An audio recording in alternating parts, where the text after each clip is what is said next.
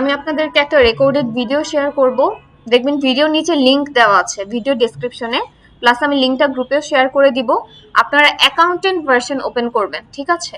আমরা যে এই কুইক বুকস ওপেন করে যে প্র্যাকটিস করছি, এই যে কুইক বুকসটা, এখানে যদি আমরা একটু আসি মেইন ড্যাশবোর্ডে, এখানে কি ইনটুইট কুইক বুকস লেখা, ঠিক না?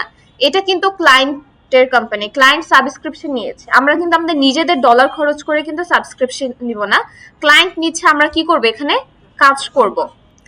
তো এই যে কাজ করব, এখানে যে আমরা এক্সেস নিব, এই এক্সেসটা আমরা হচ্ছে দুই ভাবে নিতে পারি। আমি আজকে দেখাবো কিভাবে এক্সেস নিতে হয়। তো আমি ফার্স্টে স্টার্ট করি। এক্সেস নেওয়ার জন্য আমরা চলে যাব ম্যানেজ ইউজার্সে। ইউজার্সে যাওয়ার পর এখানে দুই ভাবে এক্সেস দিতে পারে, একটা হচ্ছে অ্যাকাউন্টেন্ট রোল। তো এটা নোট করে রাখবেন, কুইকবুকসের সর্বোচ্চ রোল হচ্ছে অ্যাকাউন্টেন্ট রোল। আপনাকে যদি ক্লায়েন্ট অ্যাকাউন্টেন্ট রোল দেয়, সেক্ষেত্রে আপনি A to Z সব কাজ করতে পারবেন। এখানে আপনারা যখন কুইকবুকসে কোম্পানি ক্রিয়েট করে কাজ করছেন, আপনি কি সব কাজ করতে পারছেন না? সবই কিন্তু করা যাচ্ছে, সবকিছুর এক্সেস আছে। তো ক্লায়েন্ট যখন আপনাকে অ্যাকাউন্টেন্ট এক্সেস দিবে, company same to same A to Z সবকিছু সেম আসবে। এই যে এখানে ইনটুইট কুইকবুকস লেখা আছে, আপনার এখানে অ্যাকাউন্টেন্ট লেখা থাকবে, ঠিক আছে? জাস্ট পার্থক্য এতটুকু থাকবে, আর A to Z সব সেম। এখন অ্যাকাউন্টেন্ট ভার্সন আপনাকে ওপেন করতে হবে। আপনি যদি ইউকে এর কোনো ক্লায়েন্টের কাজ করেন, সেক্ষেত্রে আপনি ইউকে এর অ্যাকাউন্টেন্ট ভার্সন ওপেন করবেন। যদি ইউএস এর কোনো ক্লায়েন্টের কাজ করেন, আপনি ইউএস এর অ্যাকাউন্টেন্ট ভার্সন ওপেন করবেন। কানাডার কোনো ক্লায়েন্টের কাজ করলে কানাডার অ্যাকাউন্টেন্ট ভার্সন ওপেন করবেন। তো সেখানে আপনাকে এক্সেস দিবে, সেখান থেকে আপনি হচ্ছে এই তার কোম্পানিতে চলে এসে কাজ করতে পারবেন। এখন আপনার যদি একটা ইউকে এর অ্যাকাউন্টেন্ট ভার্সন থাকে, আপনি যদি ইউকে 10 জনের ক্লায়েন্টের কাজ করেন, আপনি এই একটা অ্যাকাউন্টেন্ট ভার্সনের কি 10 জনের এক্সেস নিতে পারবেন। আরেকটা হচ্ছে ইউজার। ইউজারটা কি? জি বলেন।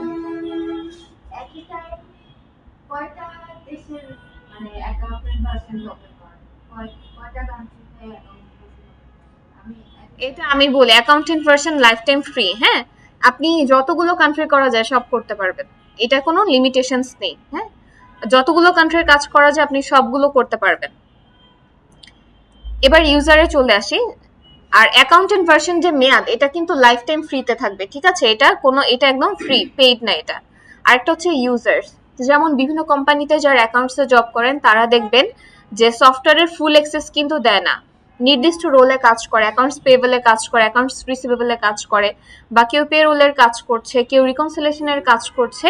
সে যদি এই সফটওয়্যারে আসে, এখানে যেমন আমরা A to Z সব মেনু দেখতে পাচ্ছি, সব মেনু কিন্তু দেখা যায় না। একটা নির্দিষ্ট মেনু থাকে, নির্দিষ্ট কিছু অ্যাক্সেস থাকে, সেগুলোই পায়, এর বাইরে দেখতে পায় না। এটা কেন? কারণ তাকে লিমিটেড করে অ্যাক্সেস দেওয়া হয়েছে। তো ক্লায়েন্ট যদি আমাদেরকে এমন কোনো কাজের জন্য হায়ার করে যে আমি তার অ্যাকাউন্টস পেয়েবলের কাজ করে দিব বা রিসিভেবল, নির্দিষ্ট কোনো রোল যদি দিয়ে থাকে, সেক্ষেত্রে ক্লায়েন্ট হচ্ছে আমাকে ইউজার অ্যাক্সেস দিবে। তো এই দুইটা সম্পর্কে তো আমাদের একটা বেসিক আইডিয়া হলো। তো ইন রিয়েল লাইফে ইউজার অ্যাক্সেসটা কিভাবে দিতে হয় আমরা সেটা একটু শিখব। তো এই যে ইউজার অপশনটাতে আমি এসেছি, গিয়ার আইকন, ইয়োর কোম্পানির আন্ডারে ম্যানেজ ইউজার্সে গিয়ে দেন এখানে আসার পর অ্যাকাউন্টেন্ট ফার্ম একটা আছে, আর একটা হচ্ছে ইউজার। ফার্স্টে আমরা ইউজার অ্যাক্সেস দিব। ইউজার অ্যাক্সেস দেওয়ার জন্য ফার্স্টে আমি অ্যাড ইউজারে ক্লিক করব। ক্লিক করার পর যাকে ইউজার অ্যাক্সেস দিচ্ছি তার ফার্স্ট নেম দিতে হবে, লাস্ট নেম দিতে হবে, ইমেল দিতে হবে। হ্যাঁ, অ্যান্ড আমাকে রোল সিলেক্ট করতে হবে যে আমি তাকে কি রোল দিব। Standard all access, standard no access, accounts receivable manager, payable manager, company admin. So এখান থেকে আমাকে রোল চুজ করতে হবে। রোল চুজ করার পর এই রোলের আন্ডারে সে কি কি কাজ করতে পারবে বা কোন কোন ক্ষেত্রে অ্যাক্সেস পাবে না, সেটা কিন্তু এখানে দেওয়া আছে। সেলস, নো অ্যাক্সেস, কোথায় কোথায় অ্যাক্সেস পাবেন, invoice, estimate, sales receipt, receipt payment, credit note. So কোথায় কোনটার অ্যাক্সেস পাবেন এখানে ডিটেলসে দেওয়া আছে। আপনারা বাসায় এগুলো একটু ভালো করে পড়ে দেখবেন। এখন ইউজার অ্যাক্সেস যদি দেয়, সেক্ষেত্রে আমার কি অ্যাকাউন্টেন্ট ভার্সন ওপেন করার প্রয়োজন আছে কিনা? উত্তর হচ্ছে না। আমাদের কুইকবুকসে সবাইকে আমরা একটা কোম্পানি ওপেন করেছি না? কোম্পানি ওপেন করার জন্য আগে আমাদের কি করতে হয়েছে? একটা অ্যাকাউন্ট ওপেন করতে হয়েছে। দেখেন, অ্যাকাউন্টেন্ট ভার্সনটা আলাদা, অ্যাকাউন্ট ওপেন করেছে এটা কি আলাদা। তো আমাদের যদি কোনো ক্লায়েন্ট ইউজার অ্যাক্সেস দেয়, আমাদের যদি অ্যাকাউন্টেন্ট ভার্সন না থাকে তাহলেও সমস্যা নেই, কিন্তু যেই মেইলে ক্লায়েন্ট আমাদেরকে ইউজার অ্যাক্সেস দিচ্ছে সেখানে আমাদের একটা কুইকবুকস অ্যাকাউন্ট ওপেন করতে হবে। হ্যাঁ, কুইকবুকস অ্যাকাউন্ট কেন ওপেন করেছি, অ্যাকাউন্ট ওপেন করে তারপর আমরা কোম্পানি ক্রিয়েট করি না, তো অ্যাকাউন্ট ওপেন করতে হবে। ঠিক আছে, তখন অ্যাকাউন্টেন্ট পার্সনের আমাদের প্রয়োজন নেই। তো এখানে ফার্স্ট নেম দিব, এখানে মেইল দিতে হবে, আপনাদের কারো একজনের মেইলটা দিতে হবে আমাকে, পাঠান মেইল। আপনারা ফেসবুকে মেসেঞ্জার গ্রুপে দিয়ে দেন, আমি তাকে অ্যাক্সেস দিচ্ছি। আচ্ছা, আমারটাই দিয়ে দেখি।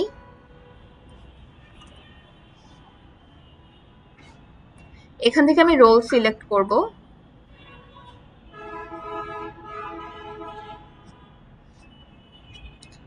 সেন্ড ইনভাইটে ক্লিক করব। আচ্ছা, ইনভাইটেশন চলে গিয়েছে। এখন যে এই যে ইনভাইটেশনটা সেন্ড করলাম, এটা সে কিভাবে দেখতে পাবে? মেইলে চলে যেতে হবে, আপনার যেই মেইলে ইনভাইটেশন দিয়েছে সেই মেইলে চলে যাবেন। যাওয়ার পর আচ্ছা, অলরেডি ইউজার এই মেইলে দিয়েছে, এর জন্য ডিলিট ইউজার এসেছে। এখানে জাস্ট অ্যাকসেপ্ট ইউজারে ক্লিক করলেই আপনি ইউজার অ্যাক্সেসটা পাবেন। পাওয়ার পর কি হবে, আমরা যখন কুইকবুকসে লগ ইন করি, ইউজার আইডি দেওয়ার পর কি কোম্পানিগুলো চলে আসে না? আপনার ক্ষেত্রে সেম ভাবেই আসবে। ঠিক আছে, আপনারা একজন আরেকজনকে ইউজার অ্যাক্সেস দিয়ে দিয়ে ট্রাই করবেন এবং সেগুলোর স্ক্রিনশট অ্যাড করবেন। এইটা ছিল আমাদের। আচ্ছা, একজন দিয়েছে, এটা পাঠাই। অবশ্য আমার পাঠালে আমি এখান থেকে স্ক্রিন থেকে দেখাতে পারবো না, আপনাদের মেইল থেকে দেখতে হবে, এর জন্য আমি আর দেখাচ্ছি না, বাসায় ট্রাই করবেন, পারবেন। আমি এটা ডিলিট করে দিই। আর এক্সেস ক্লায়েন্ট যদি ডিলিট করতে চায়, ডিলিটে ক্লিক করে ডিলিট করে দিতে পারবে। এবার অ্যাকাউন্টিং ফার্মে চলে আসি। অ্যাকাউন্টেন্ট রোলে যদি ইউজার অ্যাক্সেস দিতে চাই, তাহলে অবশ্যই যাকে ইউজার অ্যাক্সেস দিচ্ছে, ক্লায়েন্ট যদি আপনাকে অ্যাকাউন্টেন্ট রোলে জন্য ইউজার অ্যাক্সেস দিতে চায়, তাহলে আপনার কি করতে হবে, একটা অ্যাকাউন্টেন্ট ভার্সন ওপেন করতে হবে। ক্লায়েন্ট যদি ইউকের হয়, অ্যাকাউন্টেন্ট ভার্সন হবে ইউকের। ক্লায়েন্ট যদি কানাডার হয়, অ্যাকাউন্টেন্ট ভার্সন হবে কানাডার। তো প্রথমে আপনারা যখন সার্টিফিকেট নেবেন, সার্টিফিকেটের জন্য অবশ্যই একটা অ্যাকাউন্টেন্ট ভার্সন ওপেন করে তারপর এক্সাম দিতে হবে। তো আপনারা ইউকের অ্যাকাউন্টেন্ট ভার্সন ওপেন করে এক্সাম দিবেন। এখানে ম্যাটার করে না যে আপনি ইউকে থেকে নিয়েছেন সার্টিফিকেট, ইউএসএ নাকি অস্ট্রেলিয়া, মেইন হচ্ছে আপনার একটা সার্টিফিকেট আছে কিনা। তো আপনারা সবাই ইউকে থেকে নেবেন। তো আপনার ক্লায়েন্ট যদি, আপনি কোনো ক্লায়েন্টের কাজ পান আর সে যদি আপনাকে অ্যাক্সেস দিতে চায়, আপনি অবশ্যই বলবেন অ্যাকাউন্টেন্ট রোল দেওয়ার জন্য। ঠিক আছে, অ্যাকাউন্টেন্ট রোলটা নেবেন। এখন আমি একটা অ্যাকাউন্টেন্ট অ্যাক্সেস অ্যাকাউন্ট আছে এমন একটা মেইল এখানে ক্লায়েন্টকে প্রোভাইড করব। সো আমি সেই মেইলটা দিচ্ছি।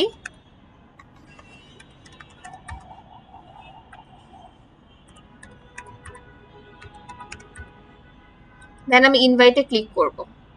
ক্লিক করার পর আমি যেই নাম্বার দিয়ে কুইকবুকসে অ্যাকাউন্ট ওপেন করেছিলাম, আমার সেই নাম্বারে একটা কোড আসবে। ঠিক আছে, অনেক সময় কোড আসতে একটু সময় বেশি নেয়, তখন আপনারা বলবেন কল করার জন্য। হ্যাঁ, তখন আপনাদের ফোনে কল আসবে। এই যে আমার এখানে কল চলে আসছে, এখানে কোড নাম্বার বলে দিবেন।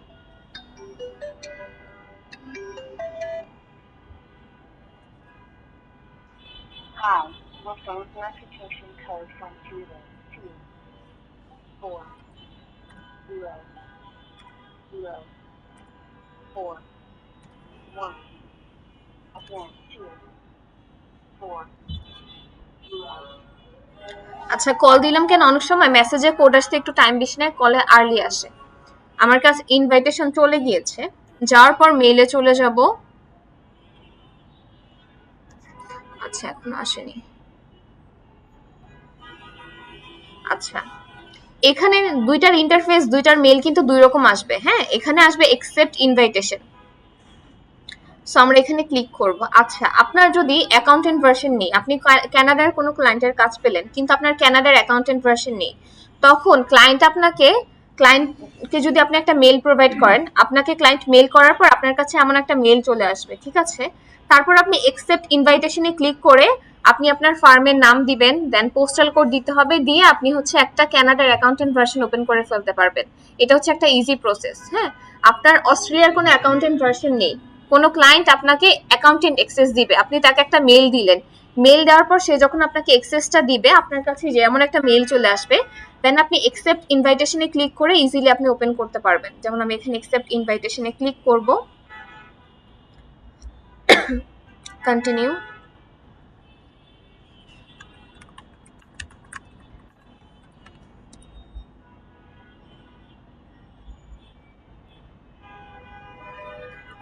আচ্ছা, এই যে এই আপনারা যারা অ্যাকাউন্টেন্ট ভার্সন ওপেন করবেন, আপনারা যত কোম্পানি ওপেন করেন দেখবেন অ্যাকাউন্টেন্ট ভার্সনটা প্রথমে থাকবে, ঠিক আছে?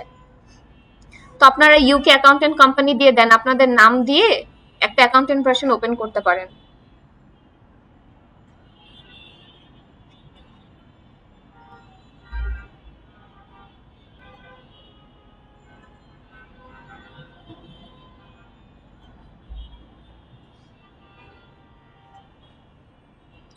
এই যে আমাকে ক্লায়েন্ট অ্যাক্সেস দিয়েছে, অ্যাক্সেসটা এখানে চলে এসেছে।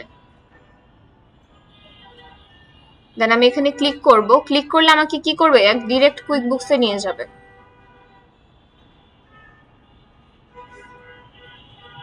আচ্ছা, সব কিন্তু সেম আছে, হ্যাঁ, কোনো কিছু চেঞ্জ হয়নি। দেখেন এই যে অ্যাকাউন্টেন্ট লেখাটা চলে আসছে। আর এ টু জেড আমরা হচ্ছে আমাদের নর্মাল যে ড্যাশবোর্ডের মতো এ টু জেড সবকিছু সেম ভাবে করব, জাস্ট এখানে অ্যাকাউন্টেন্ট লেখাটা চলে এসেছে। আচ্ছা, যদি না থাকে অ্যাকাউন্টেন্ট অ্যাক্সেস তাহলে কিভাবে ওপেন করবেন সেটা আমি দেখাচ্ছি। এটা আমি ডিলিট করে দেই।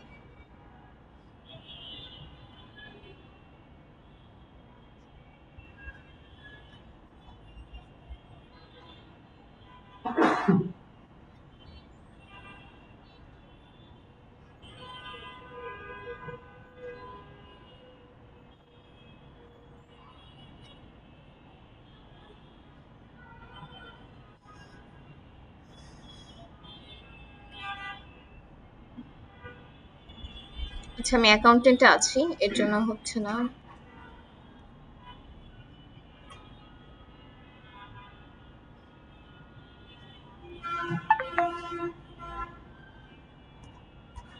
আচ্ছা, এই দেখেন কুইক বুকস অ্যাকাউন্টেন্ট কোম্পানিস, হ্যাঁ, আমার প্রথমে যে কোম্পানিটা আছে এটা হচ্ছে অ্যাকাউন্টেন্ট, এটার মেয়াদ আজীবন থাকবে, এটা সব সময় থাকবে। আর নিচে হচ্ছে দেখেন কুইক বুকস অনলাইন কোম্পানিস, একটা অ্যাকাউন্টেন্ট আর একটা কি কোম্পানি, দুইটা কিন্তু আলাদা। এই অ্যাকাউন্টেন্টের মেয়াদ লাইফ টাইম, আর নিচের গুলো হচ্ছে সব অনলাইন কোম্পানি।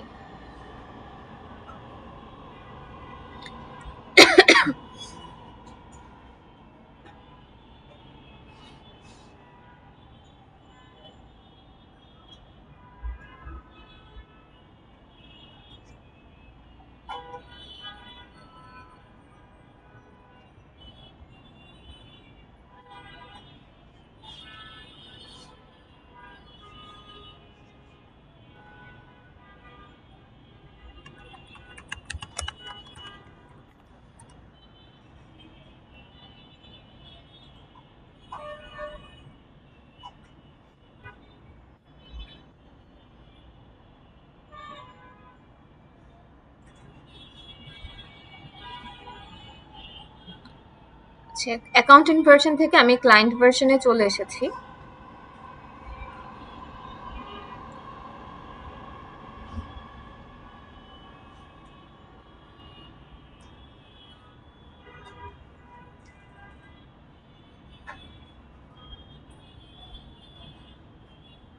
আচ্ছা, ডিলিট করে দিয়েছি, তার মানে এখন আর আপনি যদি ক্লায়েন্টের কাজ করা শেষ হয়ে যাবে, ক্লায়েন্ট যদি আপনার সাথে কাজ না করতে চায় ডিলিট করে দিবে, তখন থেকে আপনি আর তার কোনো এক্সেস পাবেন না।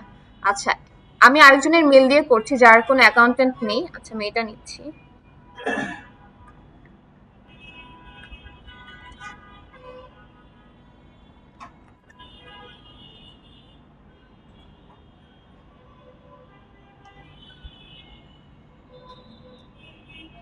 আচ্ছা, এখানে একটা প্রবলেম আছে।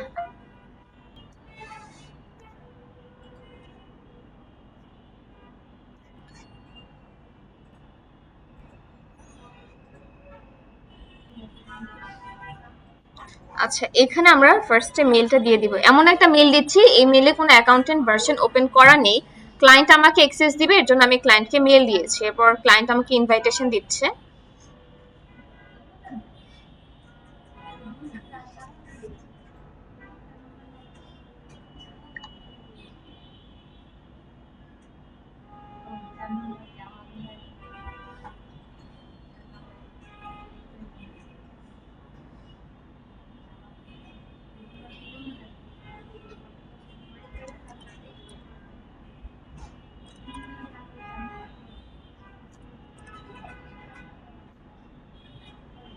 আচ্ছা এটা হবে না,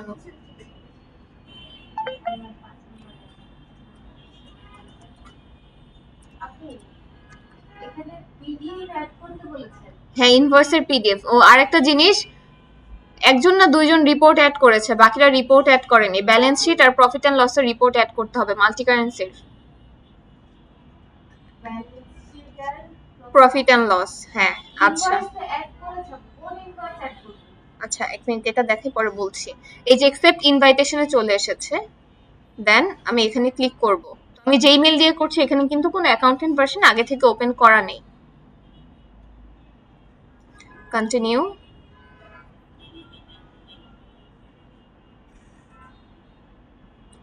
আপনার পাসওয়ার্ডটা কুইকবুকসের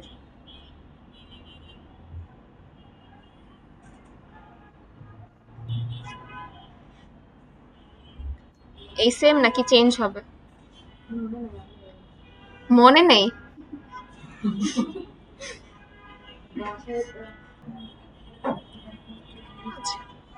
তো আমাদের ওই মেইলে জাস্ট অ্যাকাউন্ট ছিল, বাট অ্যাকাউন্টেন্ট ভার্সন ছিল না। এখন আমরা ক্লায়েন্ট যে আমাদেরকে ইনভাইটেশন দিয়েছে সেই লিংকে অ্যাকসেপ্ট ইনভাইটেশনে ক্লিক করে সেই লিংকের থ্রুতে আমরা ডিরেক্টলি ওপেন করছি।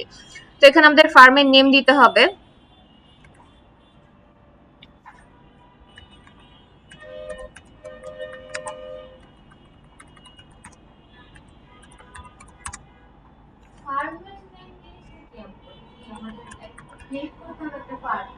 হ্যাঁ, যেখানে আমরা এক্সেস নিব।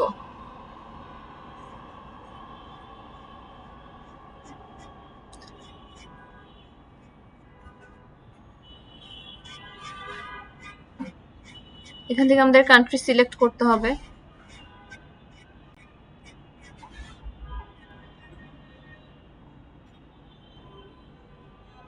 আমরা ইউকে এর জন্য করছি, ইউনাইটেড কিংডম সিলেক্ট করব।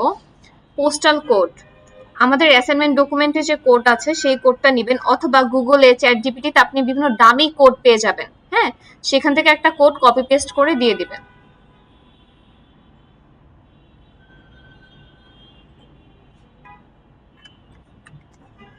ইউকের পোস্টাল কোড সাধারণত 6 ডিজিটের হয়, 3 ডিজিট, মাঝখানে একটা স্পেস থাকে, দেন পরবর্তী তিনটা। কন্টিনিউতে ক্লিক করব।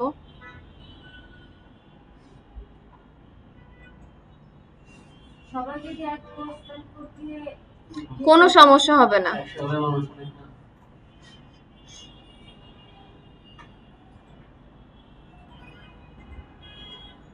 এই যে লিংকের থ্রুতে সরাসরি ওপেন করে ফেললাম। বাট আপনার অবশ্যই একটা কুইকবুকসে অ্যাকাউন্ট থাকতে হবে। এই যে এখানে চলে এসেছে।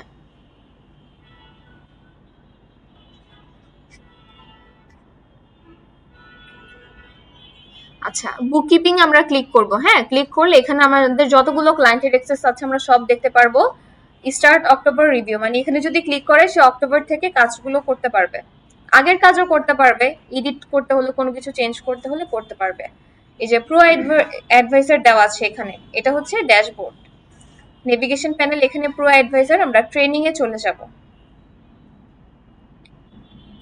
এটা কিন্তু অ্যাকাউন্টেন্ট ভার্সনে আছে আমি। এই যে এখান থেকেই হচ্ছে এক্সাম দিতে হবে। দেখেন, একটা হচ্ছে কুইকবুকস অনলাইন এক্সাম, আর একটা হচ্ছে কুইকবুকস অনলাইন অ্যাডভান্স সার্টিফিকেশন। হ্যাঁ, কুইকবুকস অনলাইন কোর, আপনাকে কোর সার্টিফিকেশনটা ফার্স্টে নিতে হবে। আপনি যখন এক্সামটা দিবেন, এই যে এখানে টেক এক্সাম, এটা কিন্তু লক করা আছে। এক্সাম না নিয়ে আপনি কিন্তু এই সার্টিফিকেটটা আপনি নিতে পারবেন না। এই এক্সামটা যখন আপনি দিবেন, পরবর্তী এই এক্সাম দেওয়ার অপশনটা অন হবে। তো এখানে যখন আপনি এক্সাম দিবেন, সার্টিফিকেটটা হচ্ছে এখান থেকে ডাউনলোড করতে পারবেন সরাসরি। এখানে তখন পিডিএফটা থাকবে, আপনি এখান থেকে ডাউনলোড করে নিতে পারবেন। তো যে প্রো অ্যাডভাইজার ট্রেনিং, এখানে টেক এক্সামে গিয়ে এক্সাম দিতে হবে।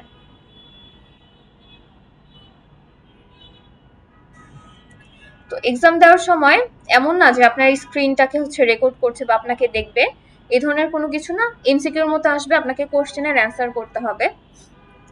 আপনি লং টাইম নিয়ে হচ্ছে 10 ঘন্টা সময় নিয়েও দিতে পারবেন, কোনো সমস্যা হবে না। এই যে গেট স্টার্টেড, স্টার্ট এক্সাম।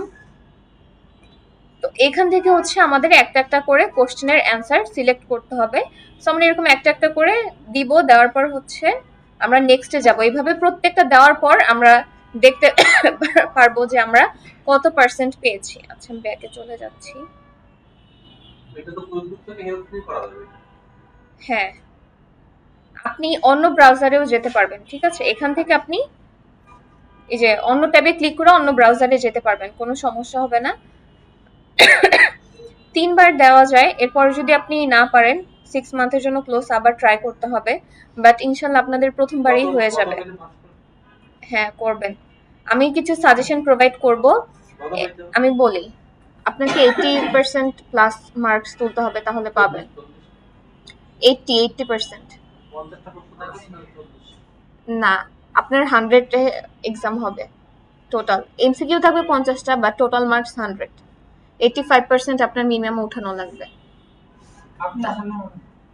আচ্ছা, আমি সাজেশন যেটা দিয়েছি, আমি কিন্তু একটা হচ্ছে অনলাইন কোরের জন্য দিয়েছি, আর একটা হচ্ছে অনলাইন অ্যাডভান্স সার্টিফিকেশনের জন্য দিয়েছি, ঠিক আছে? তো আপনার দুইটা এক্সামের জন্য ওই দুইটা সাজেশন ভালো করে পড়ে নেবেন। সেখানে যদি পড়েন ইনশাল্লাহ কমন পড়বে। একটা দিয়েছিলাম, আরেকটা আমি দিব। তো আমি হচ্ছে একটা ভিডিও শেয়ার করে দিব। আপনার অ্যাকাউন্টেন্ট ভার্সন অলরেডি ওপেন করেছে, আপনার করার দরকার নেই। আপনি জাস্ট এই যে টেক এক্সামে ক্লিক করে আপনি এখান থেকে এসে এক্সাম দিতে পারবেন। এক্সাম দেওয়ার পর এখানে পিডিএফটা চলে আসবে, এই সেন্টার থেকে পিডিএফ ডাউনলোড করতে পারবেন সরাসরি। আর এই একটা ক্লাউড অ্যাকাউন্টিং সফটওয়্যারের থেকে সার্টিফিকেট হচ্ছেন, এটার মোটামুটি ভালোই ভ্যালু আছে। আর এই সার্টিফিকেটটা কিন্তু একদম ইনটুইট কোম্পানি থেকে আপনাকে দিচ্ছে, ঠিক আছে? তো আরেকটা যে সাজেশন দিয়ে দিব, প্লাস একটা রেকর্ডেড ভিডিও দিয়ে দিব কিভাবে অ্যাকাউন্ট ওপেন করতে হয়। ভিডিও ডিসক্রিপশনে লিংক দেওয়া আছে, প্লাস আমি আরো লিংক শেয়ার করে দিব। লিংকে গিয়ে ওপেন করবেন, দেন হচ্ছে সার্টিফিকেটটা দিবেন। সার্টিফিকেট দেওয়ার পর আমি একটা গ্রুপ দেখাচ্ছি, সেই গ্রুপে সার্টিফিকেট পোস্ট করবেন, ঠিক আছে? সব স্টুডেন্টরা করে। ফাইনাল প্রজেক্টের সাথে তো আমাকে দিতেই হবে, যে কোডার্স ট্রাস্ট বাংলাদেশ। হ্যাঁ, আচ্ছা, এই যে এই পেজে এসে এখানে হচ্ছে সার্টিফিকেট গুলো পোস্ট করবেন। হ্যাঁ, এই যে অনেকেই পোস্ট করেছে, নাম দিয়েছে, কোর্সের নাম, ব্যাচের নাম, দেন মেন্টরের নাম দিবেন, দেন আপনি কিছু লিখতে চাইলে লিখতে পারেন, দেন এখানে এসে সার্টিফিকেট গুলো দিতে হবে। এই যে অনেক ব্যাচের, বিভিন্ন ব্যাচের স্টুডেন্টরা দিয়েছে, জেরো সার্টিফিকেট দিয়েছে। তো এই গ্রুপে এসে আপনারা সার্টিফিকেট পোস্ট করবেন, আমি গ্রুপের লিংক দিয়ে দিচ্ছি।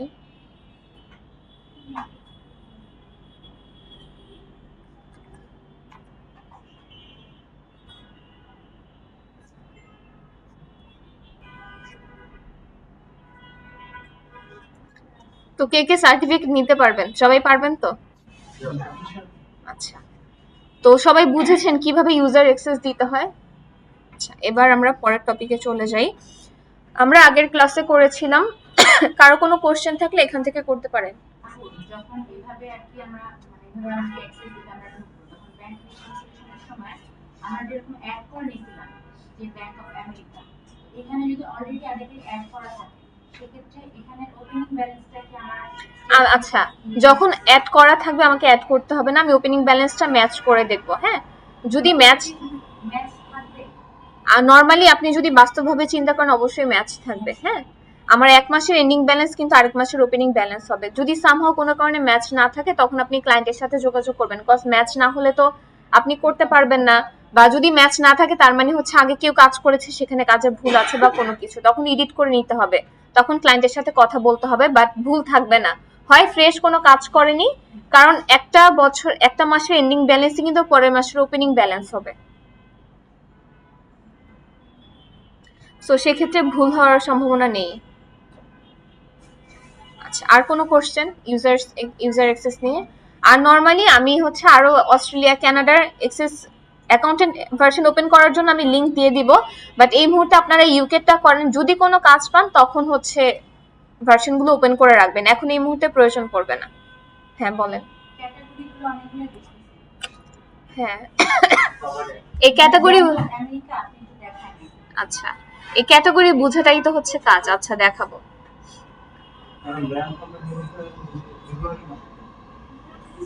জি,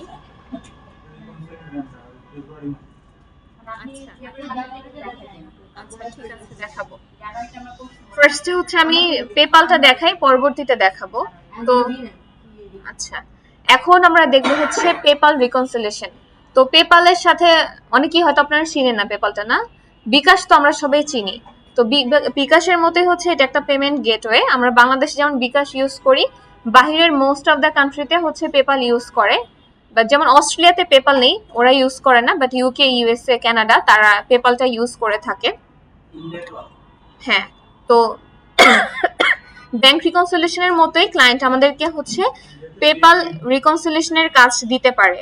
তো যদি কাজ দেয় কিভাবে করব, আমরা কিন্তু দেখেছি যে পিডিএফ এ আমরা এই যে ব্যাংক রিকনসিলিয়েশন করেছি, ক্রেডিট কার্ড রিকনসিলিয়েশন করেছি, আমরা কি পিডিএফ ফাইল থেকে করেছি না, পিডিএফ কে সিএসভি তে কনভার্ট করে করেছি।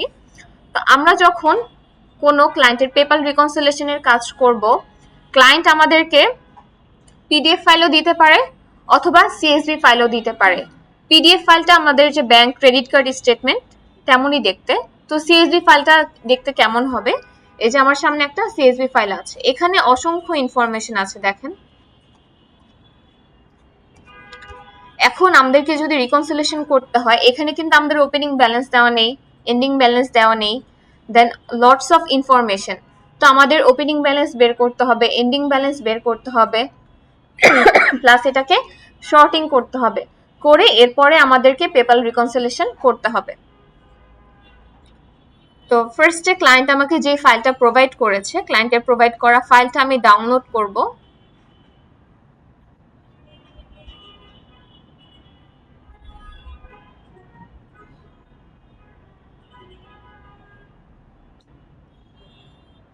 ডাউনলোড করেছি, তো এখানে date, time, time zone, name, type, status অনেক কিছু আছে, ঠিক আছে। ফার্স্টে শর্টিং করার ক্ষেত্রে কি কি নোটিস করবো, আমি একটু কারেন্সিতে চলে আসি। এখানে জিবিপি দেওয়া আছে, ক্যাট দেওয়া আছে, এখানে আমার আরো কারেন্সি থাকতে পারে, ইউএসডি থাকতে পারে, বিভিন্ন কারেন্সিতে থাকতে পারে। প্রথম কাজ হচ্ছে এখানে আমার জিবিপিতে যে অ্যামাউন্টটা দেওয়া আছে, ক্যাডেও সেম অ্যামাউন্ট দেওয়া আছে। এখানে আমার জিবিপিতে যে অ্যামাউন্ট দেওয়া, ক্যাডেও কি সেম অ্যামাউন্ট দেওয়া। অন্য কোনো কারেন্সি থাকলেও কি হতো, সেম। একটা আমার হোম কারেন্সিতে থাকবে, আর একটা যে আদার্স যে কারেন্সি আছে সেই কারেন্সিতে থাকবে। এর মানে এই না আমি দুইটা নিব, হ্যাঁ, এখানে একই কারেন্সি হচ্ছে একাধিক কান্ট্রি ওয়াইজ দেওয়া আছে, বাট এখানে কিন্তু অ্যামাউন্ট আমাকে একটাই ধরতে হবে। তো ফার্স্টে আমরা দেখে নিব যে আমরা যে ক্লায়েন্টের কাজ করছি, ক্লায়েন্ট কোন কান্ট্রির। আমাদের ক্লায়েন্ট কি ইউএস এর না, সেক্ষেত্রে আমরা কি ক্যাড রাখবো নাকি জিবিপি রাখবো, জিবিপি রাখবো। এখানে জিবিপিতে যে অ্যামাউন্ট দেওয়া আছে, ক্যাডেও দেওয়া আছে, আমরা যদি দুইটা নিই তাহলে কি আমাদের ডাবল হয়ে যাবে না, বাট ট্রানজাকশন কি একবারই হয়েছে।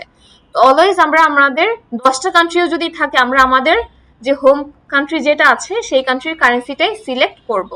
তো ফার্স্টে আমি এটা সিলেক্ট করে নিলাম, এই যে আমি আমার কারেন্সি ফিল্টার করে নিয়েছি। তো প্রথমে আমরা কি জানলাম, আমাদের যে কারেন্সি আছে, আমরা কারেন্সি ফিল্টার করে কি করব, আমাদের হোম কারেন্সি রাখবে। এটা হচ্ছে প্রথম পয়েন্ট, পয়েন্টগুলো নোট করে রাখবেন। এরপর আমরা চলে যাব ব্যালেন্স ইম্প্যাক্টে। ব্যালেন্স ইম্প্যাক্টে হয় আমার অ্যাকাউন্টে টাকা ঢুকবে, অ্যাকাউন্ট থেকে টাকা চলে যাবে, এদের ডেবিট অর ক্রেডিট হবে। বাট এখানে ডেবিট ক্রেডিট ছাড়া অনেক সময় মেমো থাকতে পারে, রিসিপ্ট থাকতে পারে। সো মেমো, রিসিপ্ট বা যে কোনো কিছু যদি থাকে, সেক্ষেত্রে আমাকে ফিল্টার করে নিতে হবে। ফিল্টার করে আমি শুধু ডেবিট রাখবো এবং ক্রেডিট রাখবো, এর বাহিরে কোনো কিছু যদি থাকে আমি কোনো কিছুই রাখবো না। এটা হচ্ছে আমাদের সেকেন্ড পয়েন্ট। এই দুইটা কি বুঝতে পেরেছেন? Same process. এই যে ফিল্টার করে আমরা শুধু ডেবিট ক্রেডিটটা সিলেক্ট করব। ফার্স্টে আমি এখান থেকে ডেটটা কপি করব, কপি করে আমি আরেকটা শিটে নিয়ে যাব, পেস্ট করলাম। অবশ্যই আগে কারেন্সিটা ফিল্টার করবেন, ব্যালেন্স ইম্প্যাক্টে ডেবিট ক্রেডিট রাখবেন, এরপরে আপনি এসে ডেটটা এন্ট্রি করবেন। এর আগে কিন্তু ডেট এন্ট্রি করা যাবে না। সিলেক্ট করলাম, করার পর আমরা যদি এখানে আসি, দেখেন অ্যামাউন্ট দেওয়া আছে, গ্রস দেওয়া আছে, ফি দেওয়া আছে, নেট দেওয়া আছে, প্লাস একটা আমাদের কিউমুলেটিভ ব্যালেন্স দেওয়া আছে, এই যে ব্যালেন্স। এখন এই যে চারটা ব্যালেন্স, প্রশ্ন হচ্ছে আমরা কোনটা কোনটা নিব। তো আমরা যদি এখানে দেখি, আমাদের ফার্স্টে ওপেনিং ব্যালেন্স আর এন্ডিং ব্যালেন্স বের করতে হবে। তো ওপেনিং ব্যালেন্স আর এন্ডিং ব্যালেন্সটা আমরা কিভাবে বের করব, তো সবার আগে সেটা দেখার আগে আমরা এই গ্রসটাকে কপি করব। গ্রস কপি করে আমি এখানে পেস্ট করে দিলাম। এখন আমরা যখন বিকাশে ট্রানজাকশন করি, সেন্ড মানি করি, ক্যাশ আউট করি, প্রত্যেকটা ট্রানজাকশনের এগেইনস্টে কি একটা ফি কাটে না বিকাশ থেকে? সো পেপালে ট্রানজাকশন করতে গেলে প্রত্যেকটা ট্রানজাকশনের এগেইনস্টে একটা করে ফি বা চার্জ কেটে থাকে। এখন আমরা যেই ডেটে ক্যাশ আউট করি ক্যাশ আউটের জন্য যে চার্জটা কাটে সেই সেম ডেটই কাটে না? তাহলে কি দুইটার জন্য ডেট কি হবে, সেম হবে না আলাদা হবে? সেম হবে। তাহলে এই যে আমাদের যে গ্রস এটার জন্য যে ফি কেটেছে এই দুইটা কি সেম ডেটে হবে নাকি আলাদা ডেটে হবে? সেম ডেটে হবে। আমি ফিটাকে কপি করব, টোটাল ফিটাকে কপি করলাম। কপি করার পর আমি গ্রসের নিচে পেস্ট করে দিব। পেস্ট করার পর আমাদের এখানে যে ডেটটা আছে এই ফির জন্য ডেট কি দুইটা সেম হবে। সো আমি এই সেম ডেটটা আমি এখানে কপি করব, কপি করে আমি এখানে পেস্ট করে দিব। সো এখানে একটা জিনিস খেয়াল রাখতে হবে, আমাদের ডেট যেন এলোমেলো না হয়। কপি করলাম, করার পর এখানে কিছু জিরো দেওয়া আছে, তো জিরোটা আমাদের প্রয়োজন নেই। এখন আমরা জিরোটাকে রিমুভ করে দিব। জিরোটা কিভাবে রিমুভ করব? ফার্স্ট আমি এটা ফিল্টার করব, কপি করে ফিল্টার করব, করার পর আনসিলেক্ট করে দিব, জিরোটা সিলেক্ট করব, আর যদি কোনো ব্ল্যাঙ্ক থেকে থাকে আমরা সেটা সিলেক্ট করব, দেন ওকে দিব। এই জিরোগুলো আমার কোনো প্রয়োজন নেই, এর জন্য আমি এগুলো সব ডিলিট করে দিব। যে কপি করে ডিলিট আইকনে ক্লিক করলাম, ডিলিট হয়ে গিয়েছে। এবার আমি আবার ফিল্টারে ক্লিক করব, সিলেক্ট অল, ওকে। এখন আমার কোনো জিরো আছে? এখন কিন্তু আর কোনো জিরো নেই। এখন ওপেনিং ব্যালেন্স আর এন্ডিং ব্যালেন্স বের করতে হবে। আর একটা জিনিস কি লাগবে, আমাদের ডেসক্রিপশন লাগবে। এখন এখানে থেকে আমরা ডেসক্রিপশনটা কিভাবে নিব? আমাদেরকে ডেসক্রিপশনটা সাজাতে হবে। হ্যাঁ, আমরা এমন কিছু ইনফরমেশন নিব যেটা দিয়ে হচ্ছে আমাদের ক্যাটাগরিটা কি হবে আইডেন্টিফাই করতে ইজি হয়। তো এখান থেকে আমরা নেমটা নিতে পারি, যেমন আমি বলে দিচ্ছি কি কি নিব। আমি এখানে কোনো ম্যান্ডেটরি নেই যে এটাই নিতে হবে বা এটাই নিতে নেই। আমরা এমন করে ডেসক্রিপশনটা সাজাবো যেন আমাদের আইডেন্টিফাই করতে ইজি হয়, আমরা সার্চ করে বের করতে পারি। আমি ডেসক্রিপশনটা নিব, দেন হচ্ছে টাইপটা নিব, আমি ট্রানজাকশন আইডি নিতে পারি, দেন আইটেম টাইটেলসটা নিতে পারি,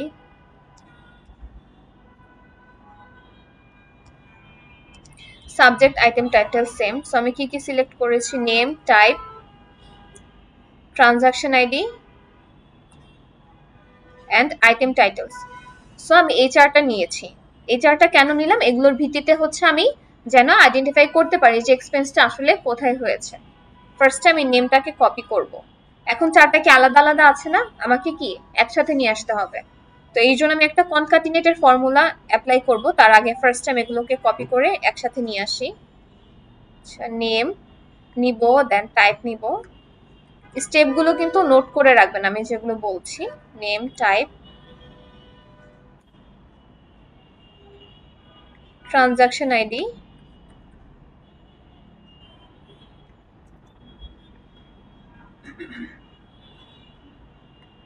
আইটেম টাইটেল।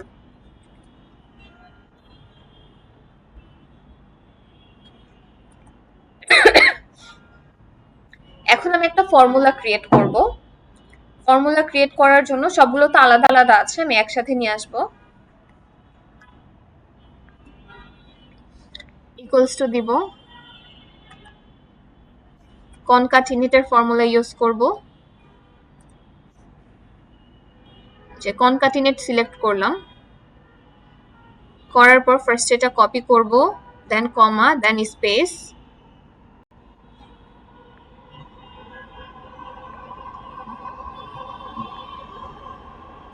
দেন ইনভার্টেড কমা,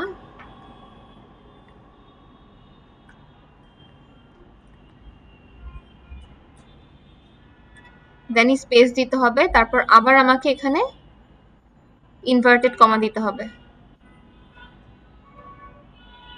তারপর কমা দিব, তারপর স্পেস দেওয়ার পর আমাকে সেকেন্ডটা সিলেক্ট করতে হবে, দেওয়ার পর কমা দিব আমি, দেন স্পেস,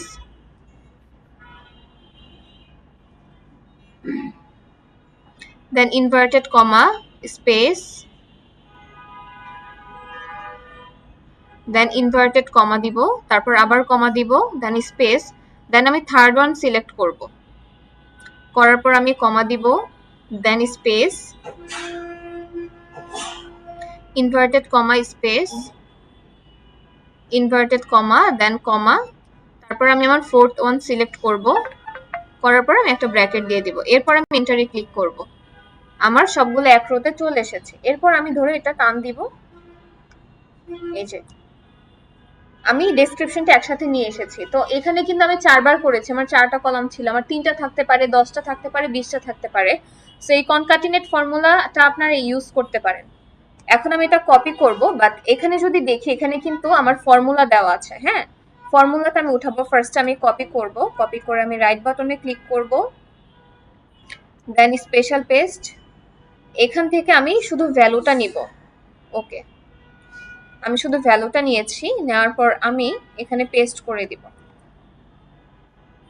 এরপর আমার এগুলো প্রয়োজন নেই, আমি এগুলো কি করব, ডিলিট করে দিব। এখানে আমি লিখব ডেসক্রিপশন।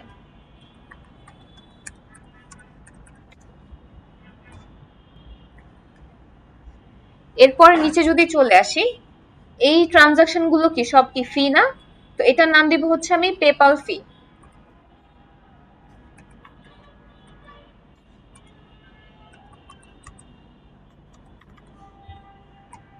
আমার এই সবগুলোই এখানে পেপাল ফি, তো আমি সবগুলো পেপাল ফি দিব। এই পর্যন্ত কি সবাই বুঝেছেন ডেট কিভাবে আনলাম, ডেসক্রিপশন এবং গ্রস? এখন আমাদের ওপেনিং ব্যালেন্স আর এন্ডিং ব্যালেন্স বের করতে হবে। তো আমি আরেকটা শীট নিই।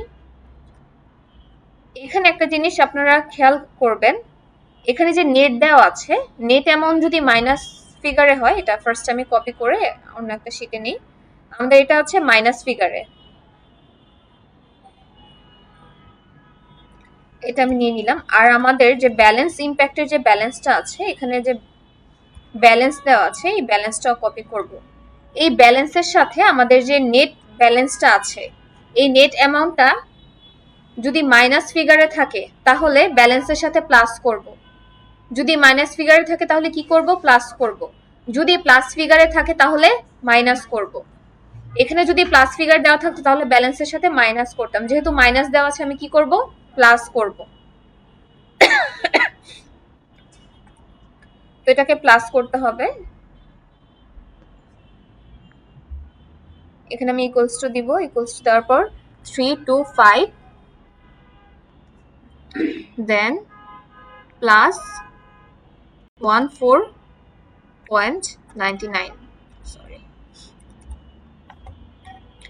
এটাই হচ্ছে আমার ওপেনিং ব্যালেন্স। আবার ফর্মুলা ক্রিয়েট করতে যে এটা সরাসরি কপি করে হচ্ছে প্লাস করে দিন না, তাহলে প্লাসে মাইনাসে কি হবে, মাইনাসই হয়ে যাবে। ম্যানুয়ালি করবেন এটা।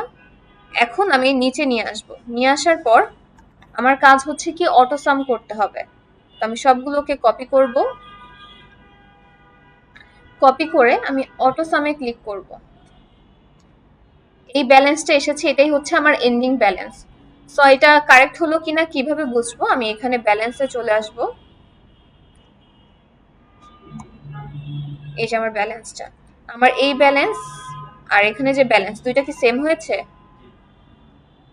তার মানে আমার ক্যালকুলেশন কি আছে, ঠিক আছে। যদি ভুল হতো তাহলে আমি বুঝতাম আমার ক্যালকুলেশনে ভুল আছে, ঠিক হয়নি। সো এটা হচ্ছে আমার ওপেনিং ব্যালেন্স, আর এটা কি ছিল, ending balance. So opening balance আর এন্ডিং ব্যালেন্স কিভাবে বের করতে হয় বুঝেছেন? আপনি তো ঘুমাচ্ছেন। হ্যাঁ বলেন।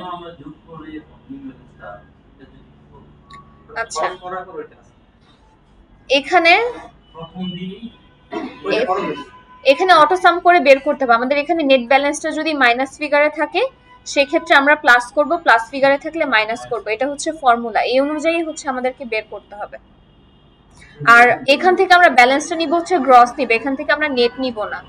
এই যে আমাদের এখানে ফি দেখেন, এটার সাথে এই ফিটা কি মাইনাস হবে, মাইনাস হয়ে কিন্তু এটা এসেছে। সো এই গ্রসটা নিব আমরা, ফিটা নিব। আমাদের নেটের প্রথম ব্যালেন্সটা শুধু লাগবে হচ্ছে আমাদের ওপেনিং ব্যালেন্সটা বের করার জন্য। সো এখানে গ্রস ফুল নিয়েছি, ফি ফুল নিয়েছি, নেটের জাস্ট প্রথম ব্যালেন্সটা লাগবে আমাদের ওপেনিং ব্যালেন্স বের করার জন্য। এবং এখানে আমাদের যে ব্যালেন্স ইম্প্যাক্ট আছে,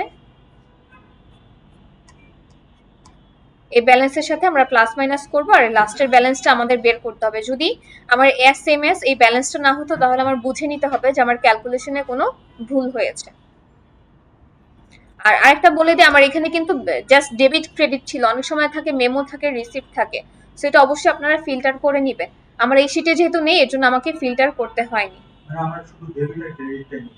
হ্যাঁ, তো এখানে আমি দামি ইনফরমেশন গুলো ডিলিট করে দিব, ডেট এবং ডেট ফরম্যাটটা একটু চেঞ্জ করে নিব।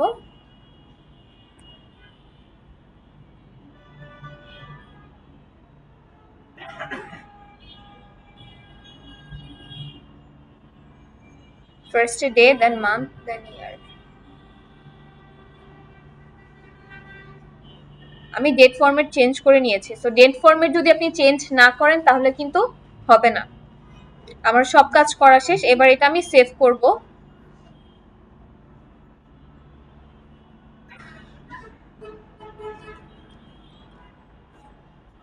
ডেট ফরম্যাটে হাইফেন দেওয়া থাকলে সেভ হয় না, কি দিতে না ঝামেলা হয়। হাইফেন দেখো হয় না, ওই ব্যাংক অফ আমেরিকা মনে হচ্ছে হাইফেন। এটা আপনি চেঞ্জ করে নেবেন, পেপাল সিএসভি ফাইল।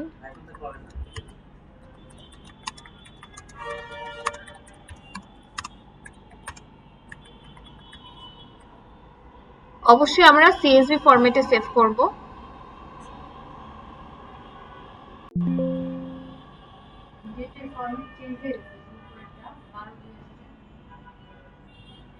ঠিক আছে, ফার্স্ট আমার হচ্ছে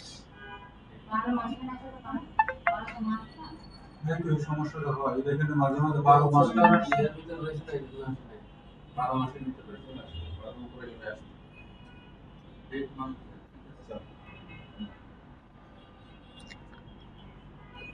আচ্ছা, এটা আমি চেঞ্জ করে দিচ্ছি।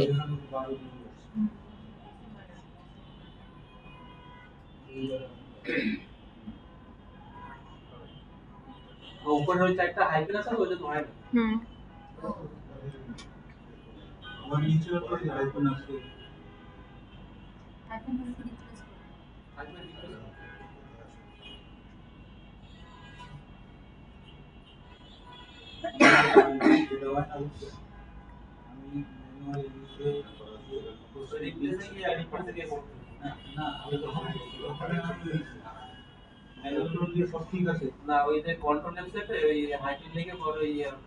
আচ্ছা, এভাবে হয় বাট এটা হচ্ছে না। অনেক চেষ্টা করতে হয় না, তাহলে চেঞ্জ করবে।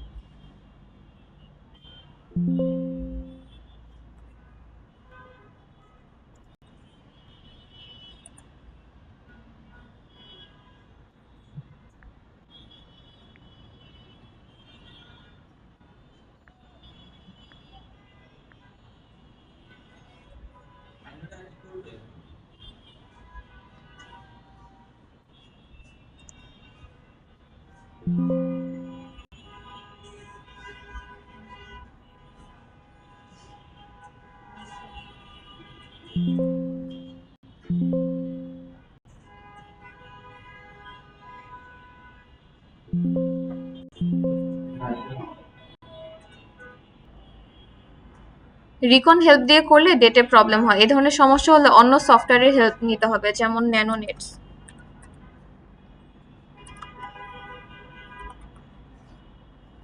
এটা দিয়ে ব্যাংক স্টেটমেন্ট,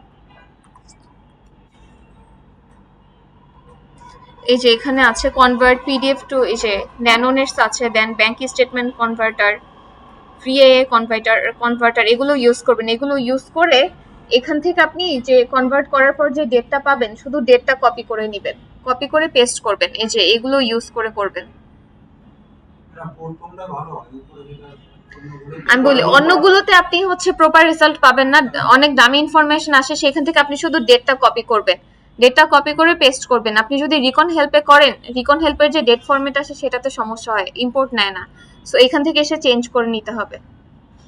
এরকম বিভিন্ন থার্ড পার্টি সফটওয়্যার আছে, সেখান থেকে আপনি যখন কনভার্ট করবেন প্রপার রেজাল্ট পাবেন না, তখন শুধু আপনি এইখান থেকে কনভার্ট করে শুধু যে ডেটটা আছে ডেটটা কপি করে নেবেন। সো আমি এখন করলাম না, টাইম বেশি লাগবে। সো এইখানে এসে আমি অনেকগুলো একটা ফ্রি নেক্সট আছে তো, এই যে স্টুডেন্টরা ক্লাসে করানোর সময় আমরা দেখে যে ন্যানো নেটস আছে। আপনার তো সব ফ্রিতে দিবেন, আপনি ফ্রিতে 2-3টা করতে পারবেন, এরপরে তো করতে পারবেন না। না কয়েকটা ফ্রি একটা ফ্রি করা যায় আচ্ছা, এই যে ব্যাংক স্টেটমেন্ট আমরা হচ্ছে কাজ করি, আমাদের কখনো পারচেজ করতে হয়নি, সব কারোই কেউ পারচেজ করেন এগুলো। ব্যাংক স্টেটমেন্ট কনভার্টার, দেন ব্যাংক, এটাও ভালো, দেন নিচের এটা ভালো, দেন আপনি যে ন্যানো নেটস আছে, তারপর আরেকটা আছে জামজার নামে একটা আছে, হ্যাঁ, এগুলো দিয়ে আপনি কনভার্ট করে সেখান থেকে শুধু আপনি ডেটটা কপি করে পেস্ট করে দিবেন, আর বাকিগুলো অন্য ফরম্যাট থেকে নিবেন। আপনি কাজ করতে গেলে যেভাবে ইজি হয়, আপনারা যখন দেখবেন ডেট ফরম্যাট এরকম সমস্যা হচ্ছে, ম্যাচ করছেন না, হয় আবার করবেন তাহলে ঠিকমতো আসবে। আর মেইনলি হচ্ছে রিকন হেল্প ইউজ করলে ডেট ফরম্যাটে একটু সমস্যা হয়, তখন হচ্ছে এই ফ্রি অ্যাপগুলোতে আসবেন। আসার পর এখান থেকে আপনি শুধু ডেটটা কপি করে নিবেন, আর বাকি কোনো কিছু কপি করবেন না, কপি করে শিটে পেস্ট করে দিবেন, তখন ডেট ফরম্যাট ঠিক আসবে। এখন আমাদের আরেকটা কাজ করতে হবে, পেপাল আমাদের সফটওয়্যারে অ্যাড করা আছে কিনা সেটা দেখতে হবে। তো এর জন্য আমরা আবার চলে যাব কুইকবুকসে।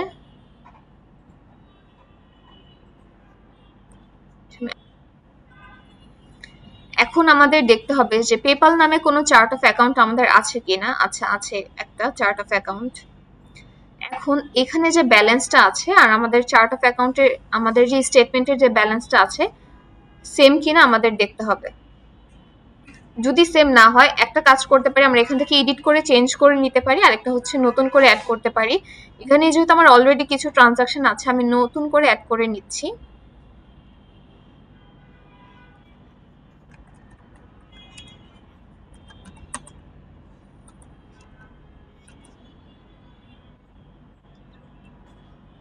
এসএমএস ব্যাংকের মতো অ্যাড করতে হবে। এখানে ওপেনিং ব্যালেন্সে আমরা কি করব, আমাদের যে এখানে ব্যালেন্সটা ছিল, আমরা ওপেনিং ব্যালেন্স বের করেছিলাম, সেই ব্যালেন্সটা নিতে হবে। এটা ছিল আমাদের ওপেনিং ব্যালেন্স। আর আমাদের ওপেনিং ডেটটা যদি নিতে হয়, আমাদের প্রথম যে ডেট আছে এই ডেটটা হচ্ছে আমাদের ওপেনিং ডেট, এই ডেটটা নিয়ে করব 21।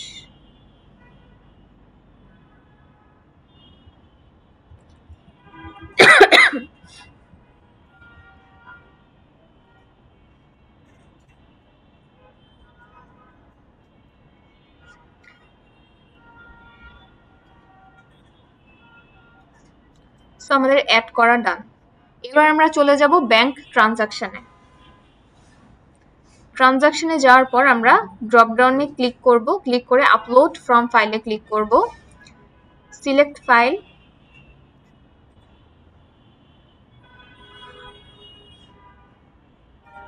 দেন কন্টিনিউ।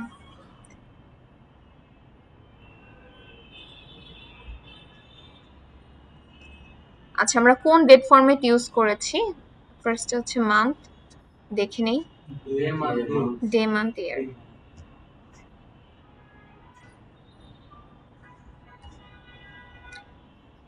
আচ্ছা, অ্যামাউন্টের কলামে আমি এখানে গ্রস দিয়েছিলাম, এখানে কিন্তু অ্যামাউন্টের কলামে অ্যামাউন্ট লিখতে হবে, আমি সিএসভি ফাইলে চেঞ্জ করিনি তাই এটা এসেছে। অ্যামাউন্টের কলামে কি লিখবেন, অ্যামাউন্ট।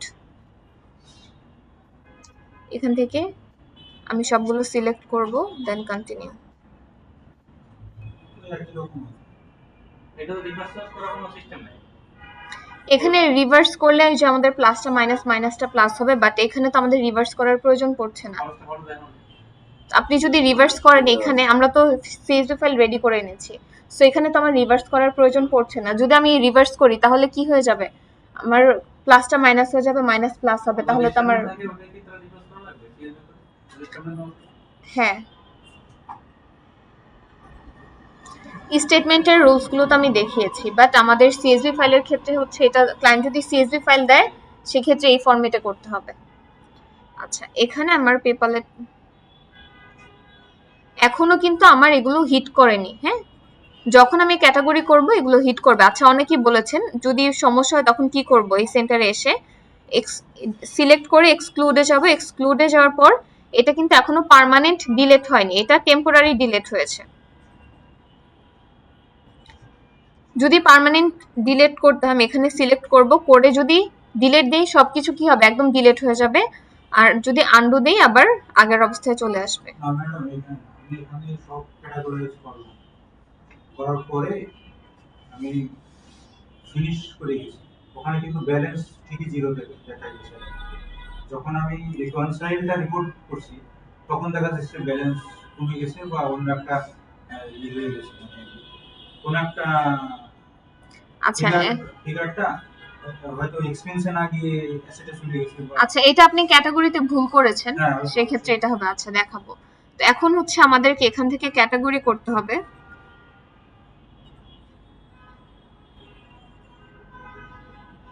ক্যাটাগরি করার জন্য ফার্স্টে আমি যে পেপাল ফি গুলো অ্যাড করেছিলাম, আমি এখান থেকে সিলেক্ট করি, অল ট্রানজাকশন দেওয়া আছে, মানি আউট। ফার্স্টে হচ্ছে আমি মানি আউট গুলো সিলেক্ট করলাম, করার পর আমি এগুলো সিলেক্ট করব যেগুলো আমার পেপাল ফি ছিল।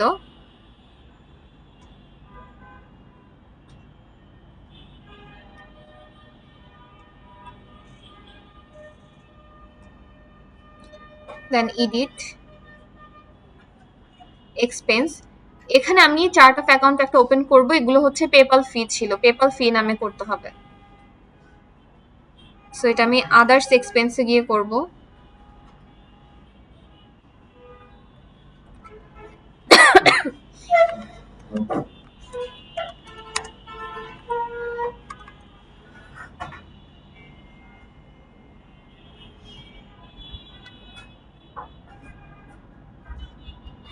Apply and accept.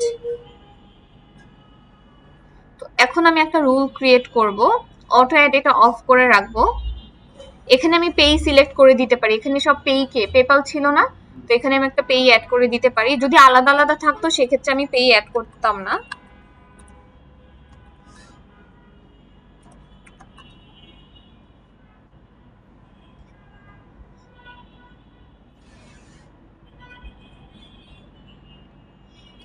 তো এখানে দেখা যায় আমরা গুগলে অ্যাড রান করেছি।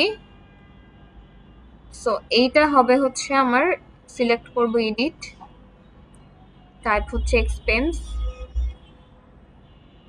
এক্সামটেড, এখানে সিলেক্ট করতে হবে advertising, then apply and accept. আচ্ছা, আপওয়ার্কে এসেছে, আপওয়ার্ক 3টা আছে, এখানে হয়তো ক্লায়েন্ট কোনো অ্যাকাউন্টেন্ট বা ক্লাউড অ্যাকাউন্টেন্ট কাউকে হায়ার করেছে, কাউকে দিয়ে কোনো কাজ করিয়েছে। সো এটা আমরা প্রফেশনাল ফিস এর আন্ডারে দিতে পারি, এটা এক্সপেন্স।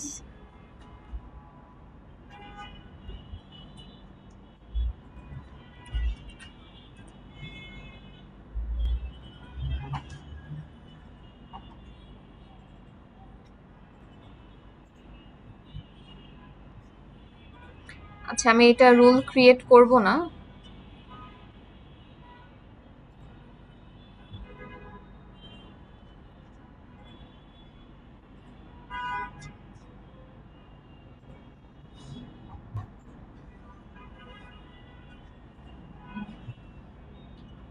এরপরে হচ্ছে মেইল টিম। এখান থেকে হচ্ছে ডোমেইন এন্ড হোস্টিং পারচেজ করা হয় বা ক্লায়েন্ট বিভিন্ন সাবস্ক্রিপশন নিতে পারে। সো এটা আমি সাবস্ক্রিপশনের আন্ডারে করছি। আচ্ছা, আমার সার্চ করতে হচ্ছে না, কজ আমি দেখে আইডেন্টিফাই করতে পারছি, বাট আপনারা যখন করবেন তখন খুঁজে বের করে করে করতে হবে।